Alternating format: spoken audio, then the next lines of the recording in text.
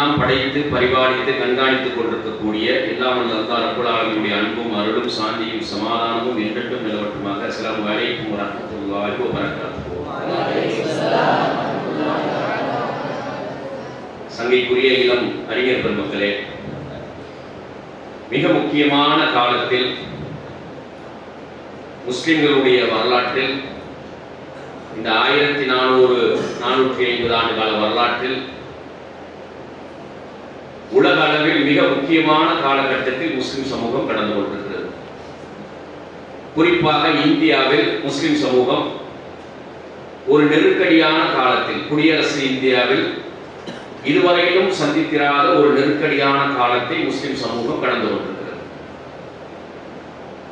முஸ்லிம் சமூகத்திற்கு, உம்மத்திற்கு மனதளவில் ஒரு தேக்க நிலையும் நெருக்கடியையும் உணர்ந்து கொண்டிருக்கக்கூடிய ஒரு காலம், எதிர்காலம் குறித்து அதிகமான கவலைகள் மிகுந்திருக்கக்கூடிய ஒரு காலம், மிகச்சிறந்த வழிகாட்டுதலை எதிர்பார்த்திருக்கக்கூடிய ஒரு காலம், வாழ்வினுடைய எல்லா நிலைகளையும் மாற்றி அமைப்பதற்கு, பயிற்சி அளிப்பதற்கு, தன்னம்பிக்கை ஊட்டுவதற்கு தலை சிறந்த அறிஞர்களை எதிர்பார்த்து காத்திருக்கக்கூடிய ஒரு காலம்.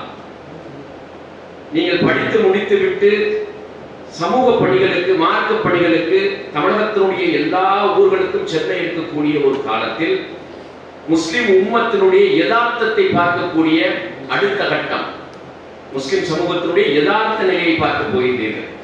அவருடைய குணங்கள், அணுகுமுறைகள், எதிர்பார்ப்புகள், எண்ணங்கள், சிக்கல்கள், குடும்ப சிக்கல், பொருளாதார சிக்கல், சமூக சிக்கல்கள் என்று எக்கச்சக்கமான சிக்கல்கள் உங்கள் கண் முன்னால் வரப்போகிறது. பயமுறுத்துறதுக்காக அல்ல, யதார்த்தம். சரியா? இங்கே படிக்கின்ற காலத்துல தலை சிறந்த அறிஞர் பெருமக்களுடைய வழிகாட்டுதலும் ஆன்மீக பயிற்சிகளும் வார்த்தெடுக்கப்பட்டிருக்கிறது.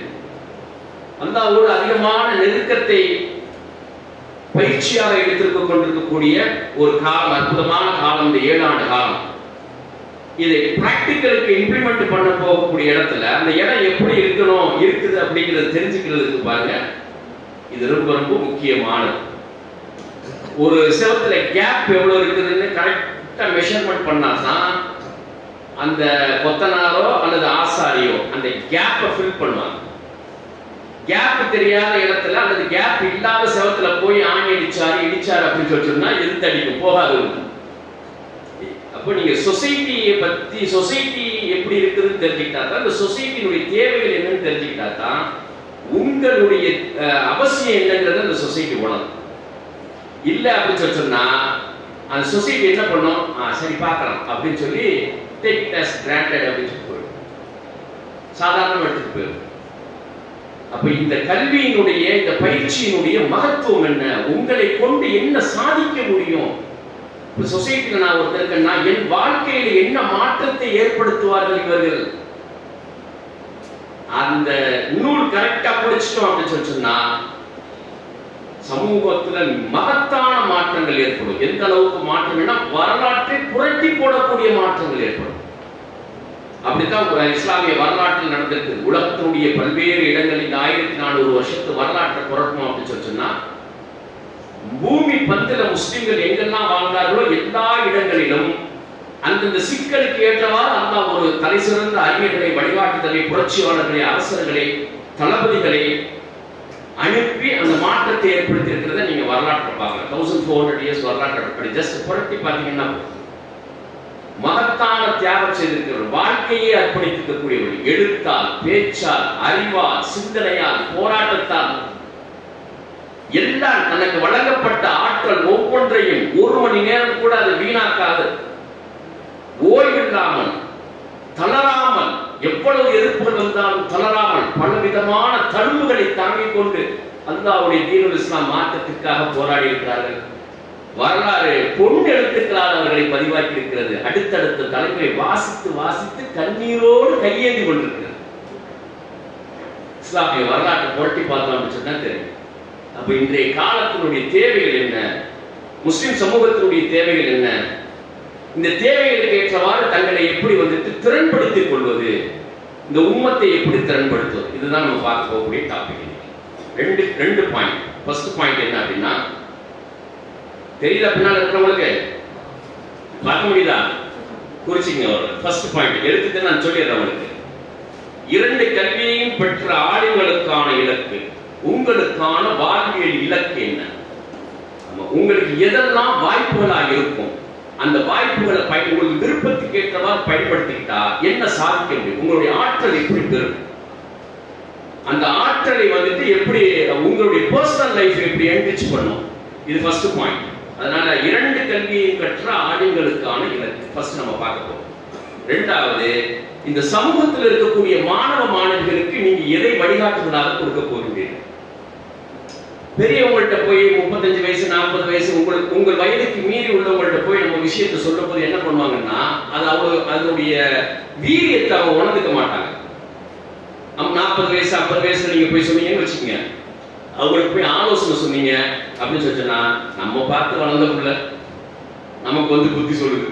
உள்ளே மனிதன் அப்படித்தான் யோசிப்பாங்க. சரி, உங்க ஊர்ல போய் நீங்க சொல்லும் போது, அத்தா இப்படி இல்லத்தா, இது இப்படி செஞ்சா நல்லா இருக்குதா, அப்படியா பாப்போம் நீ தன்னா மௌனானி நீ அப்படின்னு சொல்லி ஒரே வார்த்தையில காலி பண்ணிட்டு போயிடுவாங்க. இது யதார்த்தம், இது குறை சொல்றதுக்கு இல்லை, யதார்த்தம் இதெல்லாம். ஆனா 22 25 வயசுல இருக்கக்கூடிய நீங்க, சரியா 22 23 இருக்கக்கூடிய நீங்க 15 17 விதைக்கிற விதை வந்து வீரியமான விதையா இருக்கு. அடுத்த 5 வருஷத்துல மாற்றம் வந்து இப்படித்தான் யோசிக்க. சமூகத்துக்கு ஆலோசனை சொல்றது, வழிகாட்டுதல போறது எங்கன்னா, உங்களுடைய வீரியமான விதைகளை, சிந்தனைகளை, அந்த பிஞ்சு பச்சை உள்ளங்கள் இருக்கு பாருங்க, 15 16 17 இருக்குது பாருங்க, அதுக்கு நீங்க விதைக்கும் போது அதை வந்து உங்களை அண்ணாந்து பார்ப்போம். பெரியவங்க உங்களை தலை முடிஞ்சு பார்ப்பாங்க, இப்படி பார்ப்பாங்க. இதுதான் வித்தியாசம், சைக்கலாஜிக்கல் வித்தியாசம் இதுதான். அது உங்களை அண்ணாந்து பார்ப்போம். நீங்க அண்ணன், எங்க சச்சா மகன், சரியா, எங்க சின்னத்தா மகன் ஓதிட்டு வந்திருக்கிறாரு, அத்தாய் பட்டம் வாங்கிட்டு வந்திருக்கிறாரு, அவர் சொன்னா சரியா இருக்கும். இந்த கேப் உருவாகுது பாருங்க. இந்த கேப்ல கரெக்டா பொருத்தி பாருங்க. இந்த நிலத்தை பண்படுத்துறது, உங்களை வந்துட்டு க்ரூம் பண்ணணும். ஃபர்ஸ்ட் க்ரூம் பண்ணி நீங்க சிறந்த வழிகாட்டுதலை கொடுப்பதற்கான தகுதியை பெற்று வந்திருக்கிறீர்கள் அப்படிங்கிறத உங்களுடைய பேச்சுல, நடவடிக்கையில நீங்க காட்டும் போது அந்த நிலம், அந்த இளம் பிள்ளைகளுடைய நிலம் வந்து பண்படுத்தப்படும். அதுல விதையை விதைச்சிங்க அப்படின்னு சொன்னா ஆழமா புடிச்சு, அது அதிகமா எதிர்த்து பேசாது, முரண்படாதவங்களோடு, சரியா, முரண்படாதவங்கள்ட்ட போய் உட்கார்ந்தோம் அப்படின்னு சொன்னா நேரம் காலம் வேஸ்ட் ஆகிட்டே இருக்கும். நமக்கு தான் அது வந்து பிரச்சனையா போகும். 15 16 17 இருக்குது பாருங்க, அதுதான் உங்களுடைய நிலம். அதனால இந்த வகுப்பு என்பது நீங்க யார்கிட்ட விதைக்கணும் அப்படிங்கறத ஃபர்ஸ்ட் நான் சொல்றேன். 5 வருஷத்துல மாற்றம் வரும். அவர் 22 வயசு 23 வயசுக்கு வரும்போது அவருக்கு முதிர்ச்சியும் ஏற்படும். நீங்க விதைச்ச விதை ஆழமா வேரூன்றி வளரணும் செய்யும். அறிவு முதிர்ச்சியும் ஏற்படணும், ஆளும் வளரணும், அறிவும் வளரணும். அதுதான் வளர்ச்சி. யார் எழுதுனது? யார் எழுதுனது? ஆளும் வளரணும், அறிவும் வளரணும், அதுதான் வளர்ச்சி. அது சினிமால பாடின பாடிட்டு போட்டோம். கருத்து என்ன கருத்து? யார் எழுதுன சொல்லுங்க?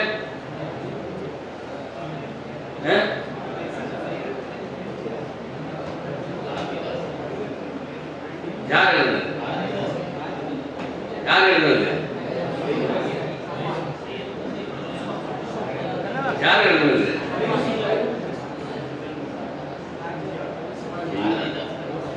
29 வருஷம் தான் வாழ்ந்திருக்கிறார்.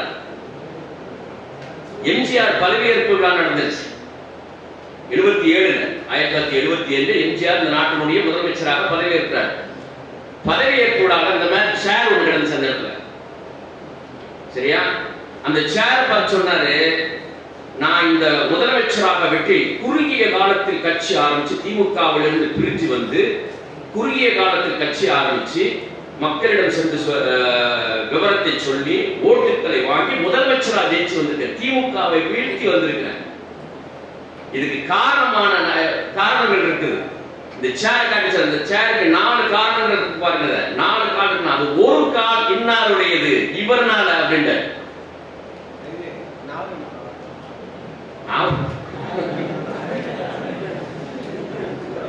அற்புதமான வார்த்தை. இன்னும் நிறைய எழுதியிருக்கிறார். அண்ணாந்து பார்க்கின்ற மாளிகை கட்டி, அதன் அருகில் ஓலை குடிசை கட்டி, பொன்னான உலகென்று பெயர் வைத்தால்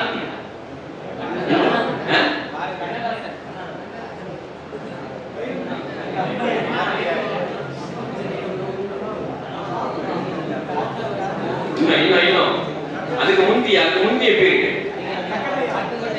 எக்ஸலன்ட் எக்ஸலன்ட். பட்டுக்கோட்டை கல்யாண சுந்தரம். கை தட்டுங்க, அருமையானது. டிஎன்பிஎஸ்சி எக்ஸாம் எழுத போறீங்க.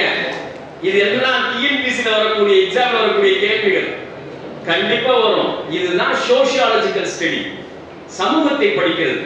எந்த சமூகத்துக்காக போறோமோ அதுக்கு முன்னால் அந்த சமூகம் எப்படிப்பட்ட சமூகம், அந்த சமூகத்தில் வாழ்ந்த தலைவர்கள் யார், அறிஞர்கள் யார், புரட்சியாளர்கள் யார் என்பதை அறிந்து கொள்வது. பட்டுக்கோட்டை கல்யாண சுந்தரம் 29 ஆண்டுகள் தான் வாழ்ந்தார். எம்ஜிஆர் பேசினார், நான் வெற்றி பெறுவதற்கு, முதலமைச்சர் ஆவதற்கு பட்டுக்கோட்டை கல்யாணம், இந்த 4 கால்களில் ஒரு கால் பட்டுக்கோட்டை கல்யாண சுந்தரங்க. தூங்காதே தம்பி தூங்காதே, என்ன தத்துவ பாடல்கள் மக்களுடைய மனசுல ஆழமா பதிச்சு ஓட்ட அள்ளி போட்டாங்க எம்ஜிஆர். அது நம்மளுக்கு ஜாஸ்தியா ஓட்டாங்க, எம்ஜிஆர் ஜெயிக்க வச்சு எடுத்தாங்க. சரியா? அதனால அவர் தான் பாடினாரு, ஆளும் வளரணும் அறிவும் வளரணும். நீங்க போய் 15-16 வயசு பசங்கள்கிட்ட விதைக்கும் போது, அத்தா உனக்கு எவ்வளவு பெரிய பொறுப்பு இருக்கு தெரியுமா, அந்த பொறுப்பு உனக்கான ஓ வாழ்க்கையில மறுமலர்ச்சி ஏற்படுத்துவதற்கு உண்டான வழிகாட்டுதல் நான் கரெக்டா அவனுக்கு சொல்றேன். உன் குடும்பத்துல மாற்றம், உன்னால் இந்த சமூகத்துல மாற்றம், உன்னால் அல்லாஹ்வுடைய தீனுல் இஸ்லாத்துக்கு எழுச்சி வரும். இந்த சமூகத்துல வறுமையை ஒழிக்க முடியும், ஏழ்மையை ஒழிக்க முடியும், எதிர்ப்புகளை எதிர்கொள்ள முடியும், ஆற்றலை பெருக்க முடியும். அத்தனை ஆற்றல் மிக்கவன மாத்திரம் நீங்க ஒரு வார்த்தை அந்த 15, 16, 17 வயசு பையனை சொல்லி பாருங்க, அவன் ராத்திரி தூங்கவே மாட்டான். உங்களை வந்து மாபெரும் புரட்சியாளர் அப்படியே மனசுல உருவப்படுத்திப்பான். இந்த ஆண் பிள்ளைக்கு இருக்கக்கூடிய ஒரு குணம். சரியா? அதுக்கு தேவை அட்வென்ச்சர். பெண் பிள்ளைகளுக்கு அது தேவை, அது வேற குணம். ஆண் பிள்ளைகளுக்கு தேவை என்ன? அட்வென்ச்சர் வேணும், சாதிக்கணும், பெருசா அடையணும், சரியா, பெரிய சாதனைகள் நிகழ்த்தணும். இதுதான் ஆண் பிள்ளைகளுக்கான அடையாளமா இருக்கும். அப்ப சமூகத்தில் இந்த 2 பாயிண்ட் நம்ம பார்க்க போறோம். நான் ஆல்ரெடி 1/2 hour லேட்டு, அதனால சீக்கிரமா போயிடுவோம். குறிச்சிக்குங்க, சரியா? ஏன்னா ஒரு ஷார்ட் பீரியட்ல நிறைய இன்ஃபர்மேஷனை கொண்டுட்டு வரது மைண்ட்ல ஸ்டோர் பண்ணிக்கிறதுக்கு ஈஸியா இருக்காது.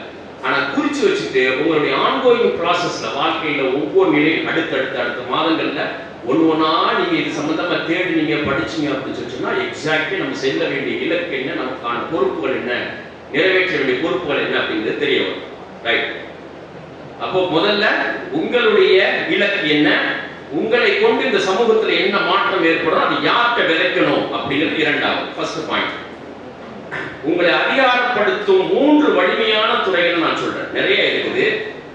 உங்களை வந்துட்டு எம்பவர் பண்ணக்கூடிய 3 வலிமையான துறைகள் சொல்றேன். அதுல உங்களுக்கு எது பிடிக்குதோ அதுல நீங்க டிராவல் பண்ணுங்க. அதனுடைய உட்பிரிவுகள் நிறைய இருக்குது, அதை நீங்க தெரிஞ்சுக்கங்க, படிச்சு தெரிஞ்சுக்கங்க. இந்த 3ல எது பிடிக்குதோ அதுல நீங்க டிராவல் பண்ணுங்க. அடுத்தடுத்து உங்களை வந்து அப்கிரேட் பண்ணிக்கங்க. இந்த 3ல நிறைய உட்பிரிவுகள் இருக்குது. அதுல எதுல போனாலும் நீங்க வந்துட்டு உங்களால மிகப்பெரிய சக்சஸ் கொடுக்க முடியும். உங்களை கொண்டு சமூகம் மகத்தான பலன்களை சந்திக்கும். ஃபர்ஸ்ட் பாயிண்ட், சட்டம், சட்டத்துறை. ஆல்ரெடி வந்துட்டு அத்தாய் மாணவர்கள் நிறைய பேர் லா, நீங்க எத்தனை பேர் லா படிச்சிருக்கீங்க? கை தூங்க. லா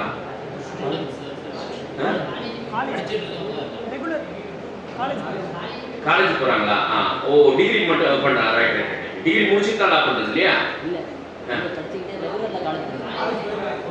ரெகுலர்ல போயிட்டு இருக்கீங்க. சரி, ஓகே. ஃபர்ஸ்ட் சட்டக்கல்லூரி. இப்போ எனக்கு முன்னாடி அறிமுக செஞ்சாங்க உஸ்தாத், அவங்க வந்துட்டு லா முடிச்சிருக்காங்க. சரியா? அந்த மாதிரி ஒரு டிகிரி முடிச்சுட்டா 3 வருஷம் லா படிக்கணும்.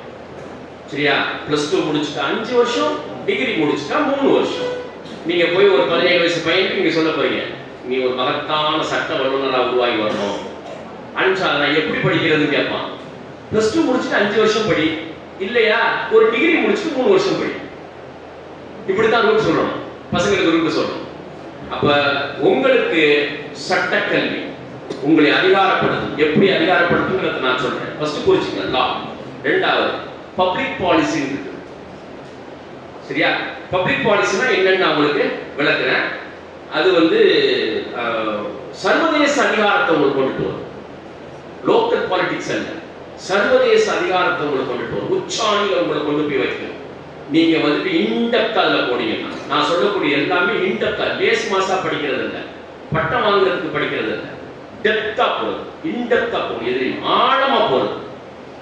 மூன்றாவது பாயிண்ட் வந்துட்டு லீடர்ஷிப் ட்ரெய்னர். அறிஞர்களையும் தலைவர்களை, நிறுவனங்களுக்கான தலைவர்களை உருவாக்கக்கூடிய லீடர்ஷிப் ட்ரெய்னர்.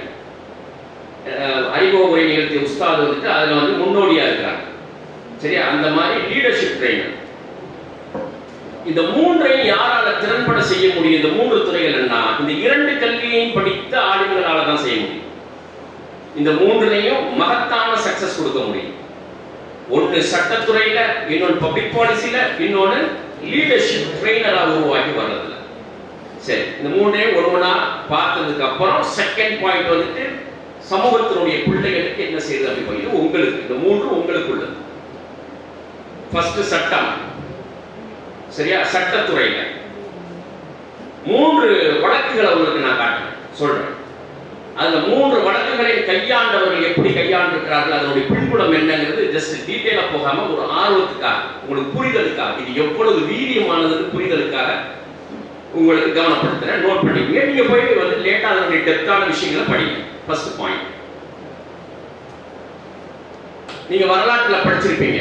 இந்தியாவில் வந்துட்டு 1857ல ஒரு பெரும் போர் டெல்லியில நடைபெற்றது. 1857. அது வந்து சிப்பாய் புரட்சி அப்படின்னு பாடப்புத்தகத்துல இருக்கு. இது சம்பந்தமான உங்களுக்கு ஏதாவது வகுப்பு நடத்தப்பட்டிருக்குதா? 1857 அந்த ஃபர்ஸ்ட் வார் சொல்ல இண்டிபெண்டன்ஸ் வார் அப்படின்னு சொல்லுவாங்க. முதல் இந்திய சுதந்திர போர் அப்படின்னு நம்முடைய பாட புத்தகத்தில் சொல்லி தரப்பட்டிருக்கோம். சிப்பாய் புரட்சி சொல்லி தரப்பட்டிருக்கோம். அது ஒரு பக்கம் இருக்கு. நான் இஸ்லாமிக் பாயிண்ட் ஆஃப் வியூல இருந்து பேசுறேன், முஸ்லிம்களுடைய பாயிண்ட் ஆஃப் வியூல இருந்து பேசுறேன். சரியா? இந்த போர் என்ன அப்படின்னு சொன்னா, நல்லா குறிச்சிங்க. இந்தியால வந்து 1206ல இருந்து 1206ல இருந்து 1857 வரைக்கும் இந்தியால முஸ்லிம்களுடைய ஆட்சி. Muslim India, it's called Muslim India. 1206ல இருந்து 1857 வரைக்கும், 13ஆம் நூற்றாண்டினுடைய துவக்கத்திலிருந்து 19ஆம் நூற்றாண்டினுடைய மையப்பகுதி வரைக்கும், 1206 to 1857. பிரிட்டிஷார் படையெடுத்து முதல்ல வியாபாரத்துக்கு வந்தவன் கொஞ்சம் கொஞ்சமா முஸ்லிம்களுடைய ஆட்சியை பலவீனப்படுத்தி கடைசியில ரொம்ப பலவீனப்பட்ட நிலையில இருந்த முகலாய பேரரசு எல்லா நிலப்பரப்புகளையும் இழந்து பலவீனத்திலும் பலவீனம் அடைந்த நிலையில் இருந்த முகலாய பேரரசை வீழ்த்துவதற்கு டெல்லியில படைகள் நின்றுச்சு. பிரிட்டிஷ் ஈஸ்ட் இந்தியா கம்பெனியினுடைய ராணுவம் என்ஃபீல்டு துப்பாக்கியோடு நின்றுச்சு. முஸ்லிம் அறிஞர்கள் என்ன செஞ்சாங்க? கடைசியா ஒரு முறை மோதி பார்த்துருவோம்னு முடிவெடுத்தாங்க. என்ன ஆனாலும் சரி மோதி பார்த்துருவோம் அப்படின்னு சொல்லி 311 உலமாக்கள், இந்தியா முழுவதும் இருக்கக்கூடிய மூத்த உலமாக்கள் ஜாமா மஸ்ஜித்ல ஒன்று திரண்டாங்க. ஒன்று திரண்டு இந்திய, அப்ப இந்தியா, பாகிஸ்தான், பங்களாதேஷ், நேபாள் எல்லாம் உள்ளடக்கிய பகுதி, இந்தியன் சப்கான்டினென்ட் எல்லா பகுதிகளிலிருந்து திரண்டிருந்தாங்க. அங்க வச்சு ஒரு ஃபத்வா ரெடி பண்ணாங்க. இந்தியா முழுவதும் இருந்து அல்லாஹ்வுடைய தீனுல் இஸ்லாம் மார்க்கத்தை பாதுகாப்பதற்கு ஜாமா மஸ்ஜிதுக்கு படை திரண்டு வாருங்கள், இந்த செய்தியை எல்லா இடத்திலும் பரப்புங்கன்னு சொல்லி ஒரு ஃபத்வா ரெடி பண்ணி எல்லா பள்ளிகளிலும் ஒட்டப்பட்டுச்சு. தமிழ்நாட்டில் திருவல்லிக்கேணியில, திருப்பூர்ல, சிவகங்கை, இளையாங்குடியில எல்லா 200 ஆண்டுகள் பழமையான எல்லா பள்ளிகளிலும் ஒட்டப்பட்டுச்சு. இங்க இருந்து நிறைய பேர் போனாங்க. அவன் என்ஃபீல்டு துப்பாக்கி வச்சு இருக்குது. இவங்க வீட்டுல கிடந்த கத்தி, அருவாமனை, துருப்பிடிச்ச கத்தி எல்லாம் எடுத்துட்டு போனாங்க போரிடுறது. சாந்தினி சவுக்கு பகுதி 1857 நேருக்கு நேராக நின்றுச்சு. ஈஸ்ட் இந்தியா ராணுவ படைகளும் முஸ்லிம் சமூகம், முன்னாள் உலமாக்கள் நின்றாங்க, முஸ்லிம் சமூகம் நின்றுச்சு. இந்தியா முழுவதும் திரண்டு வந்த சமூகம் இருந்துச்சு. அதோடு சேர்த்து இந்து மன்னர்கள், தளபதிகள், ராஜ்புத் மன்னர்கள் அவங்களும் ஒன்னா சேர்ந்தாங்க. சாந்தினி சவுக்கு பகுதியில போர் ஆரம்பிச்சிச்சு. 6 நாள்ல போர் முடிவுக்கு வந்துருச்சு. என்ஃபீல்டு துப்பாக்கி முன்னால, சயின்ஸ் அண்ட் டெக்னாலஜிக்கு முன்னால முஸ்லிம்களுடைய துருப்பிடித்த ஆயுதம் ஃபெயிலியர் ஆயிடுச்சு. சயின்ஸ் அண்ட் டெக்னாலஜி தோற்று போச்சு. முஸ்லிம் சமூகம் ஆயுதங்களை தயார் நிலையில் வைத்திருங்கள் கவனம் செலுத்த. டெல்லிக்கு ஆக்ராக்கு 170 கிலோமீட்டர் இருக்கக்கூடிய புளிய மரத்துல லட்சக்கணக்கான ஆளுங்களுடைய ஜனாசாக்கள் தோன்றுச்சு. இது கதை இல்ல, மகத்தான ஒரு சமூகத்தினுடைய மாபெரும் வீர வரலாறு. அந்த ஈஸ்ட் இந்தியா ராணுவத்தில் போன தளபதிகள் 2 பேர் புத்தகங்கள் எழுதிருக்காங்க, பயோகிராபி எழுதியிருக்காங்க. அவனுடைய நடந்தது என்ன அப்படின்னு சொல்லி தாமஸ் வில்சன் ஒருத்தர் எழுதியிருக்கிறார். முஸ்லிம்களுடைய பிணங்களை நாய்களும் நரிகளும் பரண்டி எடுத்ததை கண்ணால் பார்த்தோம். எங்களுடைய மூதாதையர்கள் முதல் சிலுவை யுத்தத்தில் ஜெருசலத்தில் எதை செய்தார்களோ அதையே நாங்கள் சாந்தினி சௌக்கில் செய்தோம். இது நம்ம எப்படி படிக்கிறோம்? முதல் இந்திய சுதந்திர போர்னு படிக்கிறோம், சிப்பாய் புரட்சின்னு படிக்கிறோம். நம்மளுடைய வரலாற நமக்கு எப்படி சொல்லி தரப்படுது பாருங்க. வேற யாரும் கிடையாது. நேருக்கு நேராக நின்றது ஆயிரக்கணக்கான மக்கள், குறிப்பாக மதரசா பட்டதாரிகள் ஷஹீதாகி போனார்கள். அதனுடைய தொடர்ச்சியாக ஆயிரக்கணக்கான மதரசாக்கள் இடித்து தரைமட்டமாக்கப்பட்டுச்சு. மதரசா சிஸ்டம் என்ற ஒரு சிஸ்டமே இல்லாமல் ஆக்கப்பட்டுச்சு. ஆண்களும் பெண்களும் சிறந்த குடும்பத்தில் நீதிபதி குடும்பங்களாக இருந்த அந்த குடும்பத்தைச் சேர்ந்த பெண்கள் எல்லாம் தெருவில் கிடந்தார்கள். அந்த போர் நடக்கும் போது கேமரா வரல. போர் நடந்த அடுத்த வருஷம் 58 கேமரா வந்துருச்சு. அந்த கேமரால எடுத்த போட்டோஸ் இதுல இருக்கு, நேரம் இல்லை அது போடுறது. அந்த போட்டோஸ் அப்ப எடுத்த போட்டோஸ் ஒரு வருஷம் கழிச்சு பார்த்தா எங்க பார்த்தாலும் எலும்பு கூடுகளும் கைகளும் கால்களும் சாந்தினி சௌக்கு நிரம்பி கிடந்துச்சு. எல்லா மதரசாக்களையும் பிரிட்டிஷ் கவர்மெண்ட் 1857 போருக்கு பிறகு ஒரு என்கொயரி கமிஷன் போட்டுச்சு. குயின் எலிசபெத் தலைமையில் அவங்க தான் போட்டாங்க. இவ்வளவு பெரிய எதிர்ப்புக்கு என்ன காரணம்? இந்த எதிர்ப்பே வராது. எப்படி வரும்? முகலாய பேரரசர் பகதூர் ஷா ஜாஃபர் ஈஸ்ட் இந்தியா ராணுவத்தை மானியம் வாங்கிட்டு இருந்தாரு. எல்லா நிலப்பரப்புகளையும் எடுத்துட்டோம். இருந்தாலும் எப்படி திரண்டாங்க இந்த இடத்துல? மதரசாக்கள்லையும் பள்ளிவாசல்களையும் ஜும்மா மேடைகளையும் முஸ்லிம் சமூகத்திற்கு உணர்ச்சி ஊட்டி திரட்டியவர்கள் மதரசா மாணவர்கள். What is that madrasa? It's an education system. ஒரு 800 ஆண்டு முஸ்லிம்களுடைய எஜுகேஷன், அதுதான் கவர்மெண்ட் ஸ்கூல்ஸ் இருந்துச்சு. மதரசாக்கள் தான் இந்தியாவில் கவர்மெண்ட் ஸ்கூல்ஸ். முஸ்லிம்களும் படித்தார்கள், முஸ்லிம் அல்லாதவர்களும் படித்தார்கள். அரசு பணிக்கு போகணும் அப்படின்னு சொல்லிச்சுன்னா மதரசா போய் படிச்சு ஃபார்சிலையும் உருதுலையும் எக்ஸாம் எழுதி சிவில் சர்வீஸ் எக்ஸாம் எழுதுறாங்க, குரூப் 1 குரூப் 2 எக்ஸாம். அந்த மாதிரி யார் வேணாலும் படிக்கலாம், எக்ஸாம் எழுதி பாஸ் பண்ணா கவர்மெண்ட் ஜாபுக்கு போகலாம். அப்படிதான் மதரசாக்கள் இருந்துச்சு. அதனாலதான் முஸ்லிம் அல்லாத சில அரசர்கள் முக்கிய பொறுப்பு வகித்தது. மன்னர்கள் அமைச்சர்களாக, முகலாய பேரரசு அமைச்சர்களாக பொறுப்பு வகித்ததுன்னா மதரசாவை படித்து விட்டு அதனுடைய ட்ரெடிஷன்ஸ் தான். அது ஏன் மன்மோகன் சிங் மதரசா மாணவர், எல்கே அத்வானி மதரசா மாணவர், ராஜாராம் மோகன் ராய் மதரசா மாணவர், எல்லாம் அன்னைக்கு அதுதான் கவர்மெண்ட் ஸ்கூல். அப்ப ராணி என்ன போட்டுச்சு? இவ்வளவு பெரிய எதிர்ப்பை காட்டுற இந்த மதரசா சிஸ்டம் என்று இந்தியாவில் இருக்கக்கூடாது சொல்லி கம்ப்ளீட்டா வந்து வாஷ் அவுட் பண்ணிட்டாங்க, இடிச்சு தரைமட்டம் ஆகிட்டாங்க. மதரசாக்கள் இருந்த கிதாபுகள் எல்லாத்தையும் தீ வச்சு கொளுத்திட்டாங்க. மதரசால பணியாற்றுவது ஆசிரியர்கள் எல்லாத்தையும் குறி வச்சு செவத்தோரம் அப்படி கொண்டு வந்து நிறுத்தி துப்பாக்கியால சுட்டு கொலை செய்தார்கள்.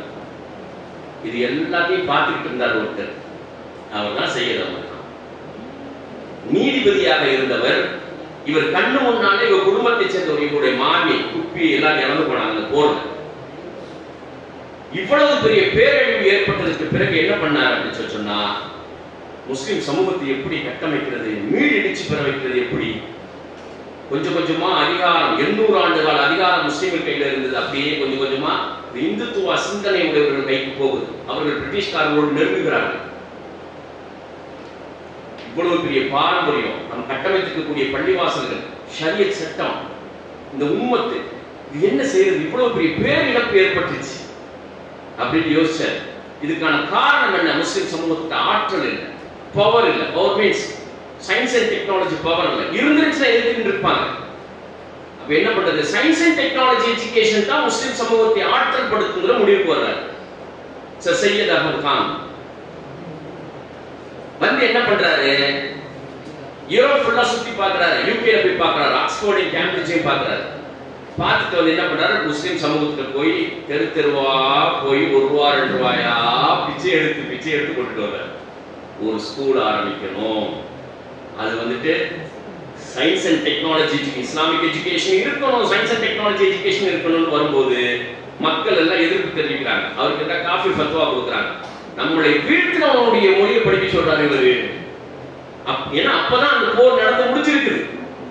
உடனடியே ஒரு ஸ்டெப் எடுத்த உடனே எதிர்ப்புகளை பத்தி பொருட்படுத்தாம கல்லடி வாங்கி சொல்லடி வாங்கி அவமானப்பட்டு தெருவா போய் 1 ரூபா 2 ரூபாயா வசூல் பண்ணி கொண்டு வந்து முகமடன் ஆங்கிலோ ஓரியண்டல் காலேஜ் ஒரு நிறுவனத்தை உருவாக்குறார். Mohammedan Anglo Oriental College 1875. அவருடைய விஷன் எப்படி இருந்துச்சு? முஸ்லிம் சமூகத்தை ஆற்றல் படுத்தணும், நவீன காலத்துக்கு ஏற்றவாறு ஆற்றல் படுத்தணும். இவர் இந்த முடிவு எடுக்கும் போது சேம் 1857 டெல்லியில் இந்த போர் நடந்துட்டு இருக்கும்போது பிரிட்டிஷ் கவர்மெண்ட் 3 யூனிவர்சிட்டி இந்தியாவில் உருவாக்குச்சு. Calcutta university, Madras university, Bombay university. 1857 முஸ்லிம்கள் பிரிட்டிஷ்காரங்க எதிர்த்து போரிட்டு ஷஹீதாகிட்டு இருக்காங்க. அதே பிரிட்டிஷ் கவர்மெண்ட் 3 யூனிவர்சிட்டியை உருவாக்கணும். அப்பதான் இந்தியாவில் இருந்த பிற சமூகங்கள் இருக்கிறாங்க பாருங்க, அவங்க எல்லாம் காலேஜுக்கு போக ஆரம்பிக்கிறாங்க படிக்கிறதுக்கு. அதையும் பார்க்கிறாரு, நம்ம வீழ்ச்சி அடைஞ்சிட்டோம், ஆனா நம்ம யார ஆளுமை செஞ்சோமோ, யார் ஆட்சி செய்யணுமோ அவங்க தான் படிக்க வர ஆரம்பிச்சிட்டாங்க. எல்லாத்தையும் இழந்துருவோம், நம்ம மறுபடியும் ஆற்றல் பெறணுங்கிறதுக்காண்டி இவர் போய் ஊர் ஊரா வசூல் பண்ணி எல்லாத்தையும் கொண்டு வந்து மோகனன் ஆங்கிலோ ஓரியண்டல் காலேஜை கட்டி சொன்னாரு, இது ஒரு மகத்தான பல்கலைக்கழகமாக உருவாக்கணும். ஒரு 20-30 வருஷத்துல இறந்து போயிட்டார். பின்னால் வந்த சந்ததிகள் அதை டெவலப் பண்ணி ஒரு மாபெரும் கல்வி நிறுவனமாக அதை உருவாக்கினாங்க.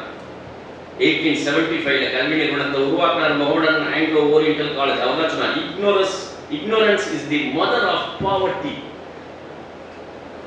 அறியாமை, அதாவது வறுமையினுடைய தாய் அறியாமை, கல்லாமை. கல்லாமை தான் வறுமைக்கு காரணம், வறுமையினுடைய தாய். அதனால கல்வி நிறுவனத்தின் மூலமாகத்தான் மாற்றத்தை ஏற்படுத்த முடியும். இப்போ ஒரு முறையான பாடத்திட்டத்தின் அடிப்படையில் அந்த பாடத்திட்டத்தின் உள்ளே சமூக அக்கறையும் கவலையும் மார்க்க அக்கறையும் கவலையும் கலந்திருந்ததுனால தான் நீங்க படிச்சுட்டு வந்திருக்கீங்க. இந்த அத்தாயி மதரசாக்கள் இன்ஸ்டிடியூஷன் நடத்துறதுக்கு பின்னால எவ்வளவு வேதனைகளும் சோதனைகளும் இருக்கு தெரியுமா? நான் கல்வி நிறுவனத்தை நடத்துறதுனால சொல்றேன், ஒரு நாளையும் கடத்துறது சாதாரண விஷயம் இல்லை. ஒரு ஆசிரியரிடம் எக்கச்சக்கமான கவலைகள் இருக்குது, அவமானங்கள் இருக்குது, சோதனைகள் இருக்குது, பகிர்ந்து கொள்வதற்கு. அது எல்லாத்தையும் பொருட்படுத்தாம அல்லாஹ்வுடைய தீனுக்காக உழைப்பது, அந்த சிந்தனை உங்களுக்கு பின்னால இருந்து இயங்கக்கூடியதுங்கிறது ஒரு மாபெரும் மெக்கானிசம். அது இல்லாம இது சாத்தியம் இல்லை. நீங்க இங்க வந்து உட்கார்ந்துக்க முடியாது. அவ்வளவு பெரிய தியாகம், சாதாரண தியாகம் அல்ல. எல்லாவற்றையும் அர்ப்பணிக்கணும். சமூகத்தில் யாரும் செய்ய மாட்டாங்க, ஒரு சிலரை மட்டும்தான் அல்லாஹ் தேர்வு செய்யறான். இந்த கல்வி குழுமங்களுடைய தலைவரை அதுக்காக அல்லாஹ் தேர்வு செஞ்சிருக்கான். அதனுடைய வெளிப்பாடு தான் இன்னைக்கு நீங்க வந்து இங்க உட்கார்ந்து இருக்கிறது. சரியா? அப்ப அந்த மாதிரி அவர் எடுத்த சோதனையும் அந்த வேதனைகளுடைய இலக்கு நிர்ணயிச்சார், மாபெரும் பல்கலைக்கழகமாக உருவாக்கி இருக்கணும் அப்படின்னு சொல்லி. அதுதான் அலிகர் முஸ்லிம் யூனிவர்சிட்டி. இன்னைக்கு வந்து ஒரு மகத்தான இந்தியாவினோட ஆக்ஸ்போர்ட் சொல்லி சொல்லுவாங்க அலிகர் முஸ்லிம் யூனிவர்சிட்டி. முகமது ஆங்கிலோ ஓரியண்டல் காலேஜா இருந்தது 75 ஆரம்பிக்கப்பட்டது. 1920 வந்து அது பிரிட்டிஷ் கவர்மெண்ட் இது யூனிவர்சிட்டியாக வந்துட்டு அங்கீகரிச்சு கன்ஃபார்ம் பண்ணிடுச்சு. நாடு குடியரசானுச்சு. குடியரசான உடனேயும் இந்த யுனிவர்சிட்டி எல்லாருடைய நம்ம பத்தி எப்பவுமே யோசிச்சுட்டு இருப்பான் பாருங்க, முடக்கிறதுக்குங்க அவன் கண்ணையெல்லாம் உறுத்திட்டு இருந்துச்சு. இது எப்படியாவது முடக்கணும் அப்படின்னு சொல்லி 67 ஒரு கோர்ட்ல சுப்ரீம் கோர்ட்ல வந்து ஒரு வழக்கு போட்டு 67 ஒரு தீர்ப்பு வந்துருச்சு. அலிகர் முஸ்லிம் university it's not a minority institution, it's a central university சொல்லிடுச்சு. அது சிறுபான்மை சமூகத்துக்கு சொந்தமானதல்ல, மத்திய அரசுக்கு சொந்தமானதுன்னு சொல்லி 67 யார் உருவாக்குனது? தெருவா போய் பிச்சை எடுத்து கொண்டு வந்து கட்டப்பட்ட ஒரு யூனிவர்சிட்டி சிறுபான்மை சமூகத்துக்கு சொந்த முஸ்லிம்களுக்கு சொந்தமானதல்ல. எவ்வளவோ போராடி பார்த்தாங்க, நடக்கல. 67 மறுபடியும் அந்த கேஸை வந்துட்டு ஃபைட் பண்ண ஆரம்பிச்சாங்க. எத்தனை வருஷம் ஆச்சு இப்போ? 67 நடந்து இப்ப எத்தனை வருஷம் ஆயிடுச்சு? 33 பிளஸ் ஒரு 24 57 வருஷம் அந்த வழக்கு நடந்தது. 57 வருஷமும் தடுமாட்டத்திலே போயிட்டு இருந்தது யூனிவர்சிட்டி, அலிகர் முஸ்லிம் யூனிவர்சிட்டி. சரியா? இஸ்லாமிய கலாச்சாரத்தோடு இஸ்லாமிய கல்வியும் இணைக்கப்பட்டு science and technology plus modern education கொடுக்கக்கூடிய நிறுவனம். 467 ஏக்கர் நிலம், 300 கோர்சஸ் இருக்குது, 50,000 மாணவர்கள் படித்துக் கொண்டிருக்கிறார்கள், 2500 ஆசிரியர்கள் இருக்கிறார்கள். எவ்வளவு பெரிய ஆபரேஷன் இருக்கும் பாருங்க. லட்சங்களிலே மாணவர்கள் படித்து விட்டு சென்றிருக்கிறார்கள். லட்சங்களிலே 75 ஆரம்பிக்கப்பட்டுச்சுன்னு வச்சுங்க, அது ஒரு 25, இது ஒரு 124 125 இருக்கு. எத்தனை வருஷம்? 150 வருஷம் ஆயிடுச்சு. 150 வருஷத்துல எத்தனை ஆயிரம் மாணவர்கள், எவ்வளவு லட்சம் பேர் படிச்சுட்டு போயிருப்பாங்க. இந்த வழக்கு அலிகர் முஸ்லிம் யூனிவர்சிட்டியினுடைய சிறுபான்மை அந்தஸ்து முடக்கப்பட்டுச்சு 67ல. இதை எதிர்த்து உச்ச நீதிமன்றத்துல ரிவ்யூ பெட்டிஷன் போட்டு பெஞ்சுக்கு மாத்துங்க அப்படின்னு சொல்லி அந்த வழக்கு தொடர்ந்து நடத்தப்பட்டுச்சு. அந்த வழக்கு நடத்துனது யார்? இதான் பாயிண்ட். நீங்க வக்ஃப் சொத்துக்களுக்கு வந்து இவ்வளவு பிரச்சனை ஏற்பட்டிருக்கு. நாளைக்கு நீங்க போய் பணியாற்றக்கூடிய இடத்துல ஒரு பள்ளிவாசல்ல ஒரு 1 ஏக்கர் இருக்கு, 1/2 ஏக்கர் இருக்கு, ஒரு கிரவுண்ட் இருக்கு, வக்ஃப் சொத்து, அல்லாஹ்வுடைய சொத்து. அந்த சொத்தை எப்படி நீங்க பாதுகாப்பீங்க? யாரால பாதுகாக்க முடியும்? சொத்து போதே முஸ்லிம் சமூகத்தில் சொன்னீங்கன்னா உங்களோட சேர்ந்து அதை உட்கார்ந்து அணுகும். வேற ஒன்றும் சொல்ல தெரியாது. இவ்வளவு பெரிய நெருக்கடி ஏற்பட்டிருக்கிறது. வக்ஃப் போர்டுல முஸ்லிம் அல்லாதவர்களை சேர்க்கணும் அப்படிங்கிறது தான் இன்னைக்கு அமெண்ட்மெண்ட் கொண்டு வந்திருக்காங்க. வக்ஃப் போர்டு, சென்ட்ரல் வக்ஃப் கவுன்சில்ல முஸ்லிம் அல்லாதவர்களை சேர்த்துட்டா இந்தியாவில் இருக்கக்கூடிய எல்லா பள்ளிவாசல்களும் முஸ்லிம் அல்லாதவர்களுக்கு கீழே வந்துடும். அதுதான் அவங்களுடைய பாயிண்ட். இது எப்படி யாரால பாதுகாக்க முடியும்? யாரால மீட்டெடுக்க முடியும்? ஃபைட் பண்ண முடியும்? நீதிமன்றம் ஒன்று மட்டும்தான் இதை தடுத்து, இந்த அவசர சட்டத்தை தடுத்து நிறுத்த முடியும். நாட்டில் வேற யாருக்குமே அதிகாரம் கிடையாது. எதிர்கட்சிகளுக்கு சக்தி இல்லாம இருக்குது. உச்ச நீதிமன்றத்தால மட்டும்தான் இதை தடுக்க முடியும். சட்டத்துறையால மட்டும்தான் இதை தடுக்க முடியும். இது போன்ற வழக்குகளை நிறுத்த முடியும். அதுக்கு அடையாளம் இப்ப வந்து போன வாரம் வந்திருக்கக்கூடிய இந்த தீர்ப்பு. அதனாலதான் வரும்போது கொஞ்சம் லேட்டானது தான். இதை முதல்ல எடுத்து வச்சுக்க இந்த தீர்ப்பு பத்தி சொல்லணும், அலிகர் முஸ்லிம் யூனிவர்சிட்டி பத்தி சொல்லணும். அதனால நீங்க வாழ்நாள்ல இது பசியத்தா வச்சுக்கோங்க.